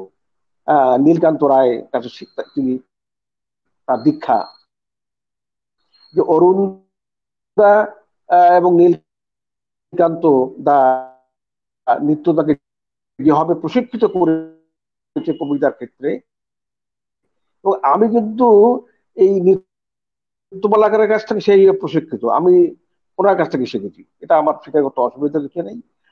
উনি আমাকে মানে চোখে আঙুল দিয়ে দেখিয়েছিলেন আধুনিক কবিতা কি বস্তু। হ্যাঁ, এটা আমি শিখেছি। এই 90 দশকটার মধ্যে আমাদের যে বিনিময়, আমাদের যে ভাব বিনিময়, আমাদের যে কথা কবিতার যে বিনিময়, যেটা আমি কাঠের ও শুটুঙ্গার কাঠের পুলের মধ্যে এই কথাগুলো বলেছি আর কি। হ্যাঁ, তো আমরা বহুদিন বহুদিন রাত্রি যাপন করেছি ওনার সঙ্গে বিভিন্ন হবে ইয়ে করে, আহ আমরা পান টান করে আমরা আমার বাড়িতে রাত্রে আহার করি, এইভাবে করতে করতে আমাদের রাত ভোর হয়ে গেছে। এই আমাদের এটা ছিল আর কি, ওই 90 দশকটা ছিল একদম। এবং এই কথাগুলো কিন্তু আহ নিত্যদা কিন্তু তার বিভিন্ন প্রবন্ধে লিখে রাখছেন, এই এই ব্যাপারগুলো আর কি। হ্যাঁ, করতাম। আর ওই সময়টাতে বিশেষ করে আমাদের হ্যালো। সন্তোষদা বেরিয়ে আবার গেছেন, সন্তোষদা কেটে সন্তোষদা আবার গেছেন। কেটে গেছেন।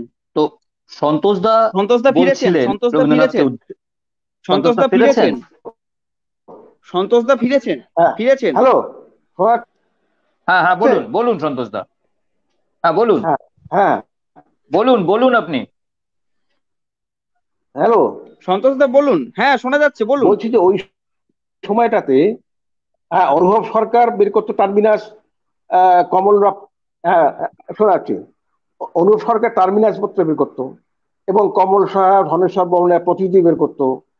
এইরকম অনেকগুলো পত্রিকা ওই সময় যুক্ত হতো এবং এই পত্রিকাগুলোর উৎসাহের মূলে ছিল কিন্তু নৃত্যমালাকার, আমাদের উৎসাহিত করতেন। আমরা তখন নতুন লিখতে এসেছি, উনি কিন্তু এগুলো উনিও কবিতা আমাদের দিতেন, আমরা ছাপতাম এগুলো। এবং আমাদের অভিভাবক হিসাবে আহ নৃত্যমালাকার ছিলেন এবং সঙ্গে ছিলেন অরুণেশ ঘোষ। অরুণেশ ঘোষ আমাদের এখানে প্রায় আড্ডা মারতেন এবং নিত্যদা, অরুণেশ ঘোষ, আমরা সবাই মিলে আমরা ওই একসঙ্গে আড্ডা দিতাম। এবং ওনাদেরকে কিন্তু অনেক অপবাদ সহ্য করতে হয়েছে, যে এরা এই সমস্ত বুড়ো লোক সিং ভেঙে বাছুরের দলে মিশছে, এরকম বহু গঞ্জনা ওদের সহ্য করতে হয়েছে আমাদের জন্য, এই সমস্ত হয়েছে আর কি। কিন্তু সবচেয়ে বড় কথা হচ্ছে যে আমরা এদের কাছ থেকে যা শিখেছি, আমরা জেনেছি কবির জীবন, কবিতা কি জিনিস এটা আমরা শিখেছি, কিন্তু আমরা শিখেছি। নিত্যদা সবচেয়ে বারবার বলতেন, দেখো এই দেখার জন্য একটা চোখ দরকার, অনুভব করার জন্য হৃদয় দরকার, আর ব্যাখ্যার জন্য একটা অন্য মনস্কতা দরকার। Hello hello. সন্তোষ দা আছেন? হুম। সন্তোষ দা আবার কেটে গেছেন। আচ্ছা, সঞ্জয় দা তুমি বারবার কেটে সঞ্জয় দা যাচ্ছেন। তুমি সন্তোষ দাকে তোমার স্ক্রিনে নিয়ে এসো। তুমি তোমার স্ক্রিনে সন্তোষ দাকে নিয়ে এসো। সন্তোষ দা এদিকে আসুন।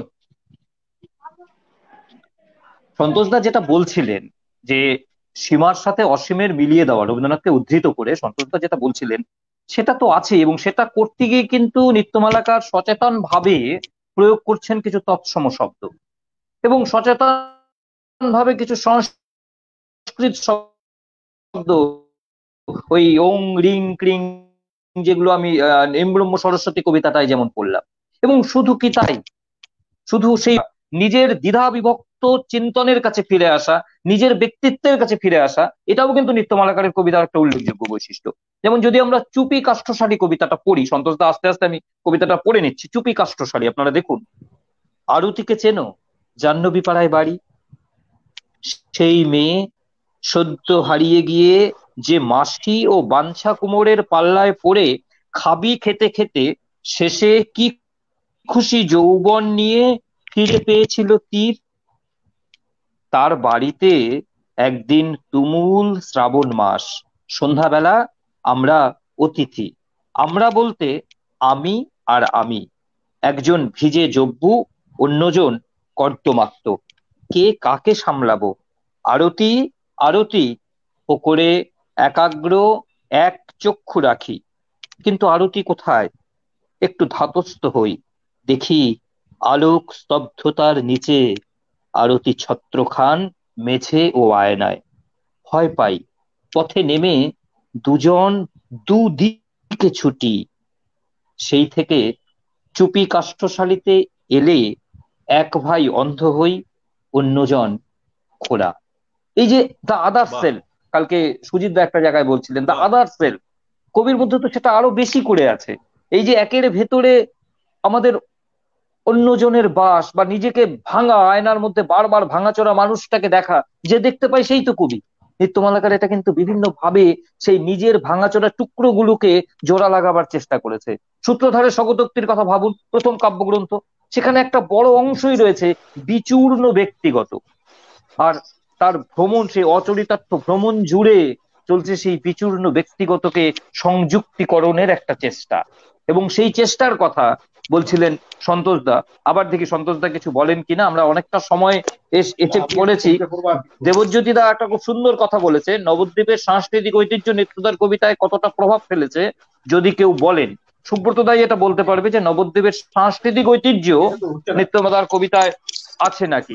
দেখি সন্তোষ দা আমার জায়গায় আসলে যদি সন্তোষ দা কিছু বলতে পারে। সন্তোষ দা এবার আমার জায়গায় এসছে। সন্তোষ দা আমার গুরু, যাই হোক।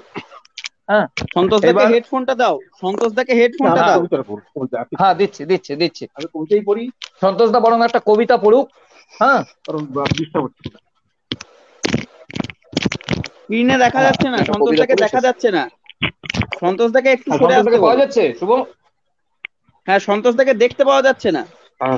তাই তো, আপনি একটা কবিতা। হ্যাঁ, ঠিক আছে ঠিক আছে ঠিক আছে আচ্ছা ঠিক আছে। শুভদীপ, হ্যাঁ আমি বরং একটা কবিতা পড়ি, কারণ আমি এত ডিস্টার্ব হচ্ছে যে আমার মানসিক ভাবে আমি হতাশ হয়ে পড়েছি আর কি।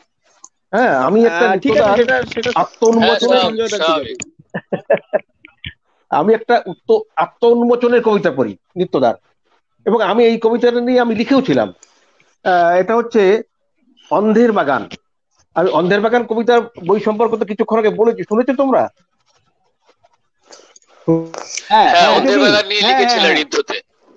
হ্যালো, অন্ধের বাগান বইটা নিত্যদা আমাকে বলেছিল যে কবিতাগুলো তুমি বাছো, এবং আমি কিন্তু কবিতাগুলো বেছেছিলাম, প্রবেশিকা যে কবিতাটা সেটাও রেখেছিলাম।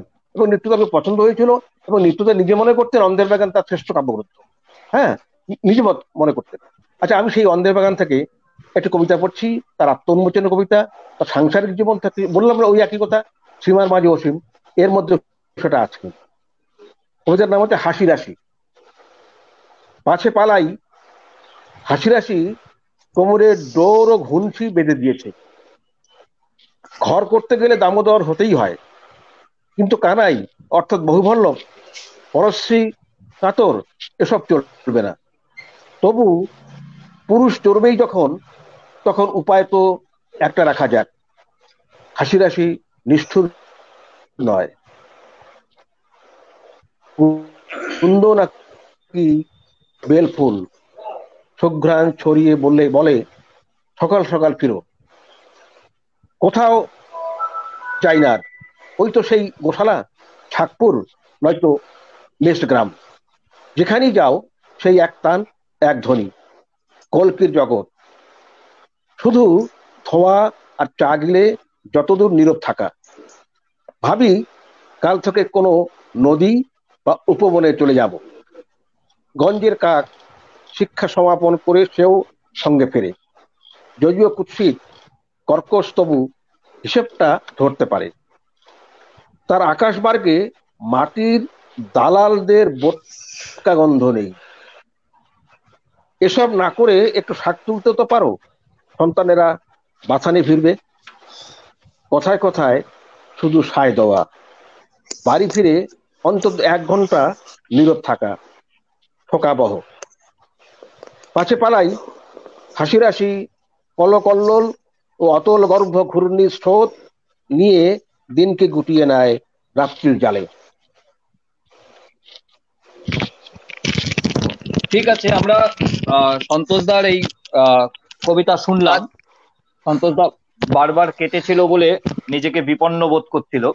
তো দেবজ্যোতিদা যে একটা সুন্দর প্রশ্ন রেখেছেন যে নিত্যমালাকারের কবিতায় নবদ্বীপের সাংস্কৃতিক ঐতিহ্য আছে কিনা, বা থাকলে কিভাবে আছে, সেই ব্যাপারে যদি সুব্রত পাল যদি একটু বলেন। সুব্রতদা বলুন একটু। হ্যাঁ, সুব্রতদা বলুন। হ্যাঁ, নবদ্বীপের সাংস্কৃতিক ঐতিহ্য সেভাবে নিত্যদার কবিতায়, হ্যাঁ বলছি, নবদ্বীপের সাংস্কৃতিক ঐতিহ্য যদি বলা যায় সেভাবে আমি কিন্তু লক্ষ্য করিনি নিত্যদার কবিতায়। নিত্যদার কবিতার যে মূল ব্যাপারটা, সেটা হচ্ছে নিত্যদা নিজেই বলেছিলেন আমাকে একটা চিঠিতে, তারই ইয়ে আছে যে তার কবিতা নিজের ভাষায় বলতে গেলে আমারই অনন্য জীবনজাত, আমি উৎস, আমি মোহনা। ফলে নবদ্বীপের এমনকি অনুষঙ্গ আমি সেভাবে মানে পাইনি আর কি। বরং আমি নিত্যদার নিজের লেখা থেকে আমি একটুখানি পাঠ করি যে তার কবিতা কিভাবে আসে আর কি, কারা আসে তার এই জীবনজাত কবিতার মধ্যে আর কি। এরপর আসে কিছু বাজারি, মুটে, দালাল, অবিদ্যা আর নদী। আসে আনন্দ কিশোর, আসে হটর হটর হাঁটে ইয়সেন উকিল, বয়স ফুরোয় না সেই নারীরাও। পাখিও খুব আসে, ঘন কুয়াশা বৃষ্টি তো আছেই, অবশ্য বন্ধুরা নেই, কাব্যে বন্ধুরা অচল। তো এই জন্যে আমার মনে হয় সেভাবে নবদ্বীপের, মানে নবদ্বীপ বললে না, আমার মনে হয় কি নামগুলো হয়তো এসছে, নবদ্বীপ এসছে, খলিশামারি এসছে, বা কিছু মানুষজনের নাম এসছে, বা তিনি নিজের কবিতা মানে নামগুলোকে পাল্টাও নিতেন আর কি, আসল নামটাও বলতেন আবার, বলে আবার নিজের, যেমন মদন গোপাল বলে একটা চরিত্র আসে, তার আলাদা আরেকটা নাম আছে, সেই নামটাও তিনি বলেন কবিতা। আচ্ছা আচ্ছা। তো তো নিত্যদার আরেকটা ব্যাপার আমি বলছি, সেটা হচ্ছে যেটা নিত্যদা তার পরিণত কালে, মানে পরিণত কবি জীবনের তার সঙ্গী ছিলেন অরুণেশ ঘোষ ভীষণ ভাবে। তো অরুণেশ ঘোষের সঙ্গী থাকার জন্যই হয়তো নিত্য মালাকারের নামটা হাংরি জেনারেশনের কবিদের মধ্যে জড়িয়ে গিয়েছে। নিত্য মালাকারের কবিতায় কিন্তু হাংরি প্রভাব আমি কোনোভাবে লক্ষ্য করি, কিন্তু বিভিন্ন রকম হাংরি সংকলন গুলোতে দেখা যায় যে নিত্যমালাকার হাংরি কবি হিসেবে নিত্যমালাকারকে সেখানে গ্রহণ করা হয়েছে। ক্ষুধার ব্যাপারটা কিন্তু নিত্যদার মধ্যে ছিল, এবং সেটা ভীষণ ভাবেই ছিল ক্ষুধা, কারণ ক্ষুধার রাজ্যে তিনি যেভাবে কাটিয়েছেন ছোটবেলা, পরবর্তীকালে উদ্বাস্তু জীবনে, এবং নবদ্বীপের লেখা কবিতা, এই যে বিচূর্ণ ব্যক্তিগত কবিতা, একসময় বিচূর্ণ ব্যক্তিগত কবিতার বই হিসেবে বেরোবে বলে বিজ্ঞাপন বেরোতো, সেটা অজ্ঞাতবাসে বেরিয়েছে। পরবর্তীকালে আবার এই অবিরল বেঁচে থাকা বলে নাম দিয়ে আর কি বিজ্ঞাপন বেরোতো যে বই বেরোবে, কিন্তু সে বইও কিন্তু বেরোয়নি, শেষ পর্যন্ত অনেক দিন পরে বেরিয়েছিল সূত্রধারের স্বগতোক্তি। এই বিচূর্ণ ব্যক্তিগত তার একটা অংশ এখানে যে সংগ্রহতে দেয়া হয়েছে, এগুলো বিচূর্ণ ব্যক্তিগত অনেক লিখেছিলেন তিনি, ধারাবাহিকভাবে অজ্ঞাতবাসে লিখেছিলেন। তো এই যে ক্ষুধা, এবং ক্ষুধা থেকে, সেই ক্ষুধার রাজ্যের মানুষদের থেকে তিনি যে বিচ্ছিন্ন হয়ে গেলেন পরবর্তীকালে, এইটা তার ভেতরে একটা খুব যন্ত্রণা মনে হয় ছিল, যেন তিনি ডিক্লাসড হতে চাইছেন কিন্তু পারছেন না। এই ব্যাপারটা আমি একটা কবিতা পড়ি, ওই কবিতার অংশ পড়ি, ওই বিচূর্ণ ব্যক্তিগত হা মানুষ যে কবিতা, প্রথম কবিতাটা এই সংকলনের। অথচ সেই চারজন হা মানুষের হুবহু ছবি কখনো কখনো আমার মনে আসতো না। দুদণ্ড সময় নিয়ে দোদুল চালে হাঁটতে হাঁটতে হঠাৎ বসে পড়ে পায়ের কাঁটা হাত দিয়ে তুলে নেওয়ার মতো মনে পড়ে যেত হা মানুষ, হা মানুষ। একদিন ঠিক এইভাবে সুবর্ণ রেখায় সীতা মা কালীর সাক্ষাৎ পেয়ে যায়। আমিও হুবহু চমকে যাই, একেবারে সামনে পড়ে যায় নিছক উলঙ্গ খুদা বক্স, কেরামন্তুল্লাহ, সিয়ারাম, বুলবুল। ওদের তুমুল হট্টরোল নাচানাচির মধ্যে আমি ভয়ার্ত চিৎকারে মা বাবাকে ডাকতে গেলাম, যেই আমাকে অমনি ঘিরে ফেলে ওরা আমার জামা প্যান্ট কেড়ে নিয়ে দিগম্বর সাজালো। লজ্জায় হাঁটু গেড়ে বসে পড়তেই আমার কোমল শিশু শরীর সমস্ত ওদের থুৎকারে ভরে উঠলো। আমাকে ক্ষমা করো, ক্ষমা দাও। আমি ওদের পা জড়িয়ে ধরে আকুল কান্নায় মাটিতে মিশে যেতে চাইলাম। ওরা পোশাকগুলো আমার নাভির নিচে জড়ো করে আলতো ভাবে ফেলে দিল যখন, তখনও আমি দয়া ভিক্ষা করছি, কাঁদছি। বহুদিন পর আজও থুৎকারে ঘৃণার মধ্যে মানুষের অনুগ্রহে আর এক জন্মের জন্য উন্মুখ হয়ে আছি। এই খোলস শরীর পাল্টে দাও হে হা মানুষ।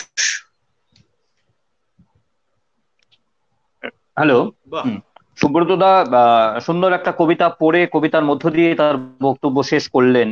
হা মানুষের কথা, না মানুষের কথা। নিত্যমালাকার নিজে চিরকাল ওই সব হারাদের মাঝেই থেকেছেন এবং সেটাই তার পছন্দের জায়গা। হ্যাঁ, তো আমরা এবার অনুষ্ঠানের একেবারেই শেষ দিকে চলে এসেছি। শুভঙ্কর দা কি একটা কবিতা পড়বেন? আমরা তাহলে আপনার কবিতা পড়া হলে আমি একটা কবিতা পড়ে শেষ করবো। শুভঙ্কর দা একটা কবিতা আমি পড়ি। আমি একটা অন্যরকম লেখা পড়ি। দিয়েছে। আমি বলেছি আমার কথার মধ্যে দিয়ে যে দেশভাগের যে যন্ত্রণা তিনি কিভাবে বহন করেছিলেন, কারণ পরিবারটা তো এভাবে এখানে চলে এসেছিল নিঃস্ব হয়ে। তো উনি একটি কবিতা লিখছেন ময়মনসিংহ বলে।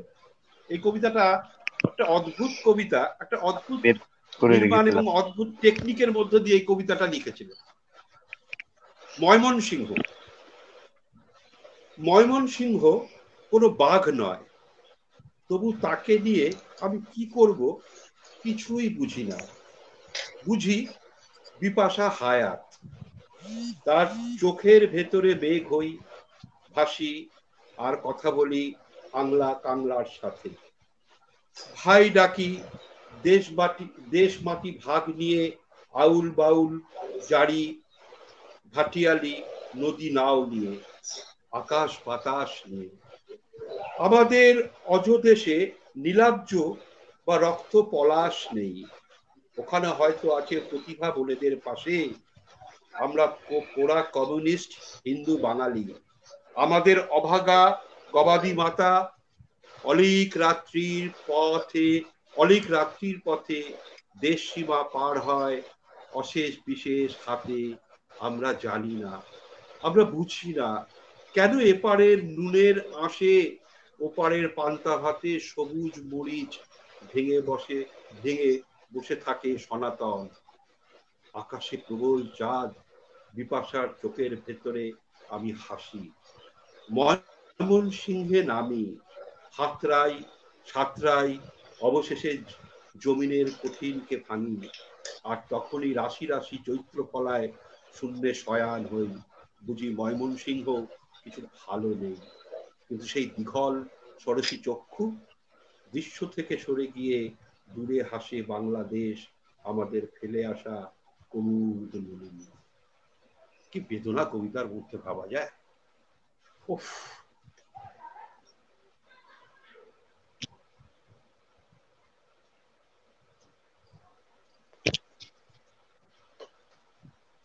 সঞ্জয় দা, দেবজ্যোতি দা একটা প্রশ্ন করেছেন। সঞ্জয় দা। হ্যাঁ, আমি দেখেছি তৎসম শব্দের ব্যবহার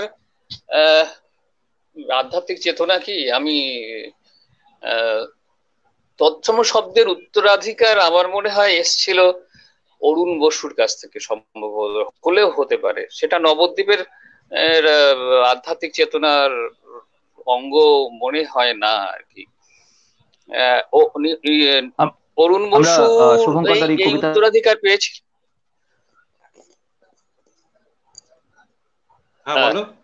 শুনলাম আসলে সারা জীবন। আমার কথা কি শোনা যাচ্ছে? কবি নিত্যমালাকার বুকের ভেতর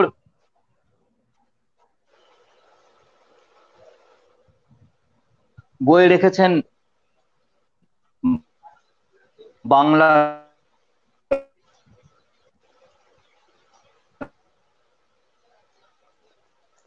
আমার কথা শোনা যাচ্ছে? হ্যাঁ, শোনা যাচ্ছে। হ্যাঁ হ্যাঁ, আমি বলছিলাম যে তৎসম শব্দ বুকের ভেতরে আধ্যাত্মিক চেতনা বয়ে রেখেছেন সেই পদ্মাপাড়ের জীবন। হ্যাঁ হ্যাঁ, দেবজ্যোতি দা প্রশ্ন করেছেন, কিন্তু আমরা তো শেষে চলে এসেছি। হ্যাঁ, আমি বলছিলাম আর কি যে তৎসম শব্দের উত্তরাধিকার নিত্যদা হয়তো পেয়েছেন অরুণ বসুর কাছ থেকে। অরুণ বসুর কবিতায় যেরকম ভাবে তৎসম শব্দ ব্যবহার হতো আর কি,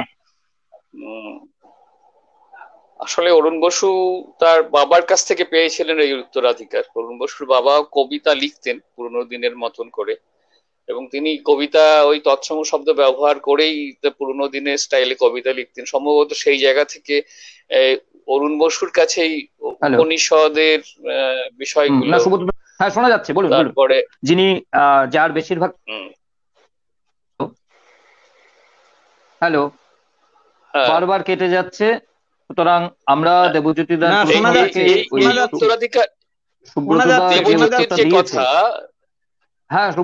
দেবজ্যোতির যে কথা সেটা বলছি যে এই তৎসম শব্দের উত্তরাধিকার আসলে উপনিষদের থেকে আসার, এটা অরুণদা বাহিত হয়ে হয়তো নিত্যদার মধ্যে প্রবেশ করেছিল। তার মধ্যে নবদ্বীপের কোনো অনুষঙ্গ নেই বলে আমার মনে হয়।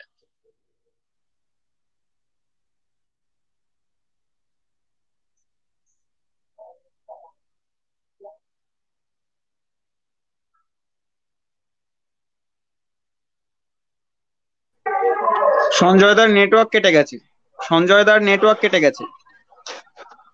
ও আচ্ছা আচ্ছা, তাহলে কি হবে? আপনি বলুন ততক্ষণ বলুন, সঞ্জয়দা ঢুকে যাবে। কবিতা ঠিক আছে, আমি তাহলে একটা কবিতা পড়ি। হ্যাঁ হ্যাঁ হ্যাঁ হ্যাঁ হ্যাঁ, এই অবিরল বেঁচে থাকা। আমি নবদ্বীপের অনুষঙ্গে কবিতাগুলো পড়ি আর কি। এই অবিরল বেঁচে থাকাও এই নবদ্বীপের অনুষঙ্গেই লেখা আর কি, সেই সময়ের বা সেই সময়ের স্মৃতিবাহিত। এখানে এই অবিরল বেঁচে থাকা নামেও অনেকগুলো কবিতা লিখেছিলেন, এবং এই নামে বিজ্ঞাপিত হয়েছিল যে বই বেরোবে বলে। এখানে একটা ছাপা হয়েছে এই সংগ্রহে, এই অবিরল বেঁচে থাকা 3। জাগো নদী বন বাড়ি প্রহরী সেপাই সব ঘুমে অচেতন, শুধু একা আমি জেগে আছি। কুশ কাঁটা হাতে নিয়ে লাল বল উল। আমি জানি না, তবু আগ্রহ আমাকে জাগিয়ে রাখে, শান্ত হতে উপদেশ দেয়। উত্তরে বাতাস এসে আমাকে সংযমী করে শিক্ষা দেয় কিছু। আমি জেগে থাকি বাতি জেলে, দুহাতে আড়াল আমি শিখেছি কর্তব্য নীতি। আমার মৃত্যুর পর আরো আমি বেঁচে থাকবো, যদি না সত্য উল্টে যায় মাঝপথে। পৃথিবীর বিবমিষা মহাপয়ারের লোভে উদ্গ্রীব, অতল ব্রহ্মাণ্ড লোকে চলে যেতে চায়। তার টান আমাকে জাগিয়ে রাখে অজস্র শিশুর হাত অভিবাদনের মতো। আমার সুড়ঙ্গ পথে জেগে থাকে অন্ধ সত্য, কারাগার থেকে আমি মুক্তি পেতে চাই কি কখনো? অনশন প্রিয় আমি ভাত রসে পরাঙ্মুখ, শুধু জিজ্ঞাসার মতো উদ্গ্রীব। মুন্ড নিয়ে হাঁটু মুড়ে বসে থাকি, আছে হাতে কুশ কাঁটা, আমাকে বাঁচিয়ে রাখো চরাচর। হে নিখিল জঠরাগ্নি সহোদর বায়ু। এই যে কথা, আমার মৃত্যুর পর আরো আমি বেঁচে থাকবো, যদি না সত্য উল্টে যায় মাঝপথে। এটা নিত্যদা অনেক আগে, অনেকদিন আগেই কবিতায় লিখে রেখেছেন।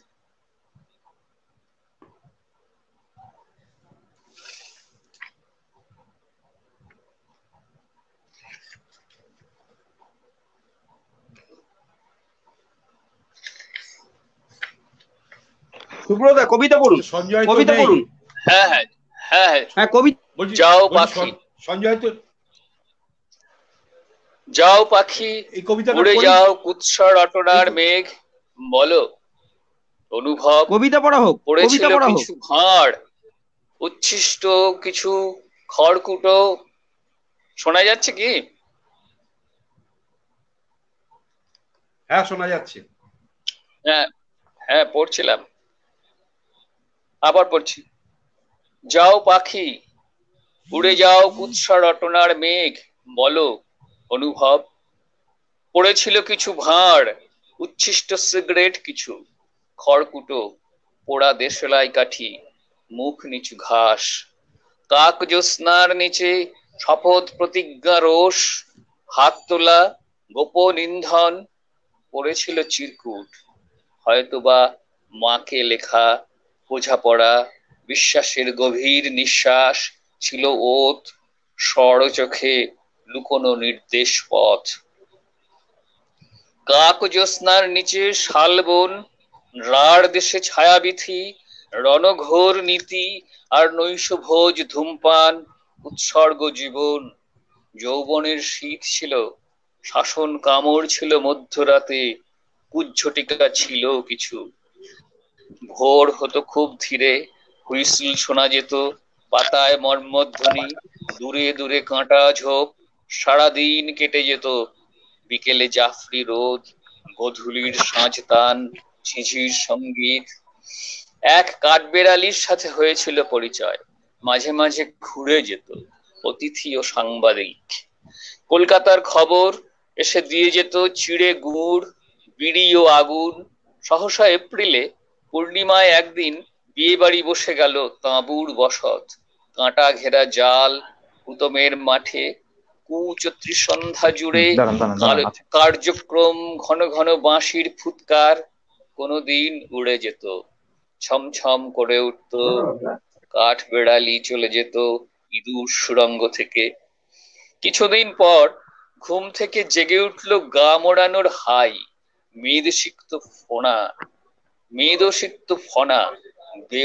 বেয়োনেট এগিয়ে এলো, পাত পিঁড়ি উচ্ছিষ্ট থাকলো পড়ে। কাক জ্যোৎস্নার নিচে শালবন, পোড়া ঘাস, রণঘর বিরহ আষাঢ়। এসেছিল একদিন জীবনের বলাধান, সেই কতদিন আগে দারুণ সংঘাত। এই যে নবদ্বীপের সাংস্কৃতিক ঐতিহ্যের কথা বলছিল, সাংস্কৃতিক ঐতিহ্য নয় কিন্তু জীবনের কথা কিন্তু এসেছে। এগুলো নবদ্বীপের স্পর্শ পাওয়া কবিতা। হ্যাঁ, আহ, বলো শুভদীপ। হ্যাঁ, অনেক ধন্যবাদ সুব্রত দাকে। আহ, সঞ্জয় দা ইন্টারনেট বিভ্রাটের কারণে সঞ্জয় দা বেরিয়ে গেছেন। উনি ঢুকতে আচ্ছা, পারছেন না নেটওয়ার্কের গন্ডগোলের জন্য। তাই আহ, আমি এই অনুষ্ঠানটি শেষ করব নিত্যমালাকারের একটি কবিতার মাধ্যমে। আমি কবি নিত্যমালাকারের দানা ফসলের দেশে এই শীর্ষক বই থেকে অচরিতার্থ ভ্রমণের যে সিরিজটি আছে সেই সিরিজ থেকে কয়েকটি কবিতা পাঠ করে আজকের মতো অনুষ্ঠানটি এখানেই শেষ করব। সালার স্টেশন। কবিতার নাম সালার স্টেশন।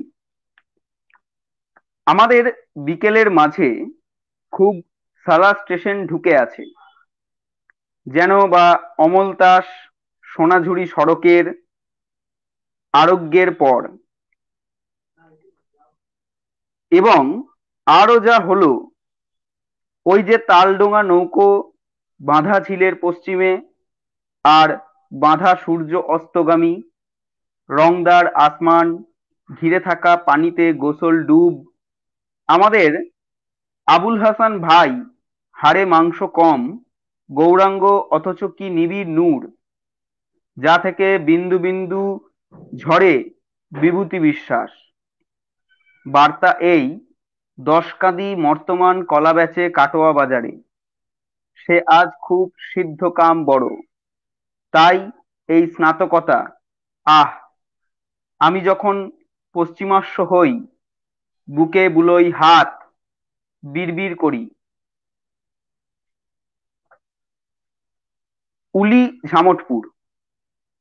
ঘুমিয়ে পড়বার আগে একটা নদী এসে জড়িয়ে ধরলো পা, একটা ফুল এসে হেসে গালে ঘষল মুখ। আর সেই যে এক গানের কলি, যাকে 7 মাস আগে ফেলে এসেছিলাম বনে স্ফটিক স্বচ্ছ কিছু নক্ষত্রের নিচে, সেও এসে বলল হেসে, ধরো, হাত ধরো, তোলো। এসব কঠিন ফাঁদ কেন জড়াবো আর? চোখ বুঝতেই দেখি অনেক অনেক অজ্ঞতা ঠেলে গড়িয়ে নামছি নিচে। উলি ঝামটপুর, সেখানে বসন্ত শেষ, আকাশ টাহের ভাজা তালপুকুরের গাঁ। সব লোক বোবা, হয়তো আমাকে দেখে, হয়তো বা দৈব শাপে। সব্বাইকে বোঝাই আমি তোমাদের লোক, একে একে দেখাই তাগা মাদুলি, আর সব শেষে ঘাসে ঢাকা সেই অক্ষয় জরুল, থুতনির একটু বাঁ দিক ঘেঁষে। কে শোনে কথা? ফিরে যাই, হামাগুড়ি কেবল গোপালকে ডাকি। বাতাসে ঘূর্ণি ওঠে, শূন্যে উড়ি, পড়ি, আর মরি।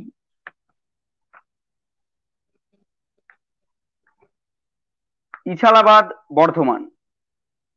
যারা বর্ধমান গেছে তাদের কজন বলছে বাঁ দিকে ইছালাবাদ, আবার অন্য গোষ্ঠী বলছে ডান দিকে ইছালাবাদ। আমি পক্ষী দৃষ্টি, তবু মাঝখানে একটা বাঁকা পথ, সরু মোটা, ওই যেমন হয় আর কি দ্বন্দ্বের জমিতে, বানিয়ে হাঁটতে থাকি সবাইকে ধোঁকা দিয়ে। খানাখন্দে টাল খাই, এক এলাকা দখল যুদ্ধে নিরপেক্ষ মাথা বাঁচিয়ে শুধু রাখি। কাক ভোরের হই, দেখি আমি আলটপকা এখানে, না বুঝি ভাষার মার, না বুঝি গণিত, তবু লোকের বাড়ির ছাদে অ্যান্টেনায় বসি শুভভাবে। আওড়াই ঠাকুরের সেই কথা, নিশিদিন ভরসা রাখিস হবে। আসি আদ্দি পুকুর পাড়ে, আলো সরাই, বায়ু সরাই, মেঘ সরাই, এক দুটি তারাকেও লাঠি মারি, খোঁচাই বিপুল ইচ্ছায়। দেখি কঠিন কুণ্ঠা কাকে বলে। ইছালাবাদ, ইছালাবাদ কি তবে তুমি? ধূমকুণ্ডলী বানাই, ফুঁ দিই, আবর্তের মধ্যস্থ বিন্দুকে নিয়ে উড়ি ও পালাই।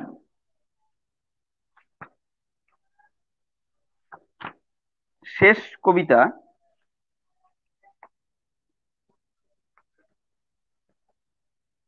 আজ আজ আনন্দ গাইছে গান বকুলের নিচে, আজ ধুন গাইছে মেঘ শহুরে চক্রবের দুস্থ নদীতে। আমি তো সকল দেখছি অতীব সুলভ দৃশ্যে, উপুর কলস জল গরিবের পাখি আর মরজন্ম চাঁদ। ভেতরে অনেক পাপ, ভেতরে অনেক পুণ্য নিহিত গভীর। হাসছে কুকুর প্রাণ পথের দিনের আর আত্মজীবনীর। আজ আনন্দ গাইছে গান, জবা কুসুম আলো ঘ্রাণে ভরেছে উপচে। দেখো অঙ্গরাগ পাঁজরের ঠমকে গমকে, ঠমকে গমকে ভাঙছে কঠিনতর, ভাঙছে কোমলতর জারকীয় রসে। আরো একটি দিন লাভ হলো পরমায়ু তাড়নার বশে।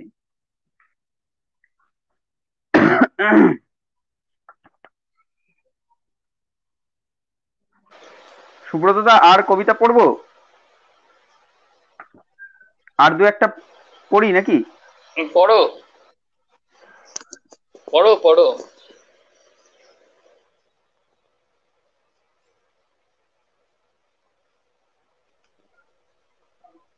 কবিতার নাম তিনি।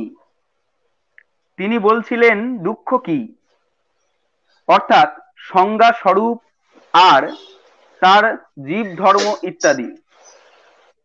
আমার মনে নেই কাজে, আমার মন নেই কাজে, মাঝে মাঝেই সরে যাচ্ছিল তার আঁচল।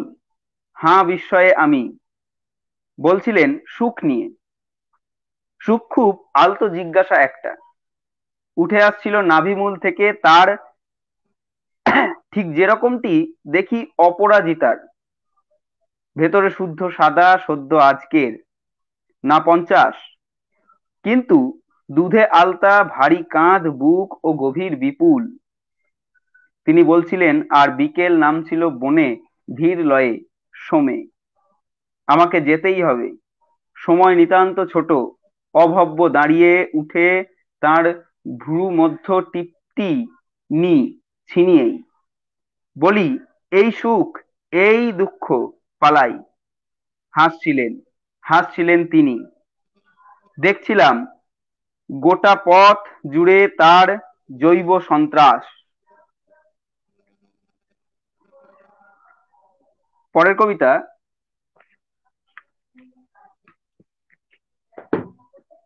নৃত্যমালাকারের শেষ কাব্যগ্রন্থ নিম্ব্রহ্ম সরস্বতী, সেখান থেকে পড়ি। কবিতার নাম কবিতা।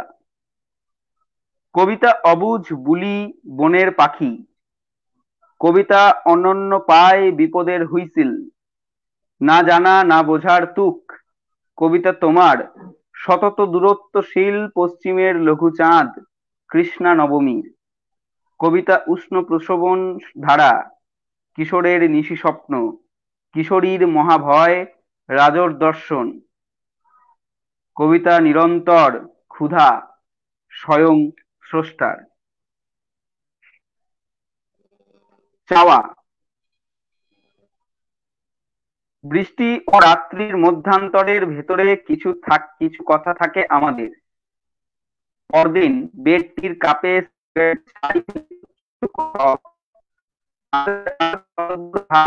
নেই, বিরহ কষ্ট বা নেই। আমরা এই বুড়ি ঢালে ঢিল বেঁধে এসেছি এখানে। আমরা প্রবলভাবে একটি যথার্থ ভবিষ্যৎ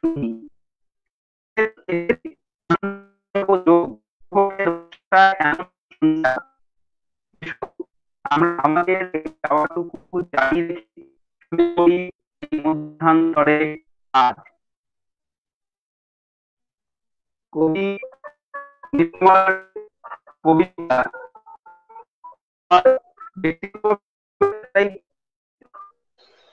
একবার শুরু করলে হয়তো কিন্তু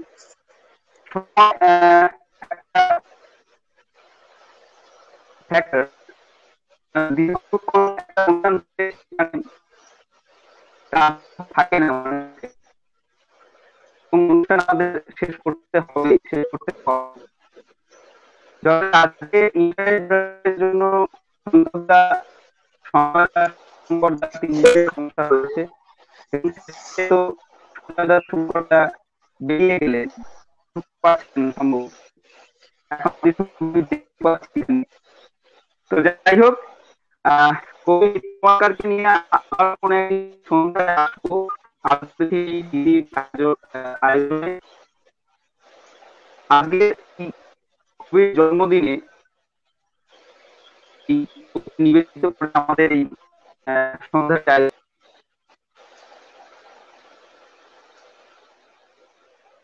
হ্যাঁ, কিছু বললে তুমি?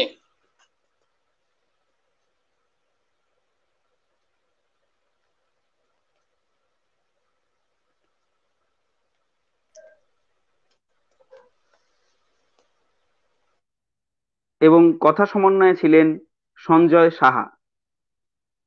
সকলেই ভালো থাকবেন, সুস্থ থাকবেন এই কামনা করে পৃথিবী সুস্থ হবে, আবার স্বাভাবিক হবে। সকলেই ভালো থাকবেন। আজকের মতো এখানেই শেষ করছি। শুভরাত্রি।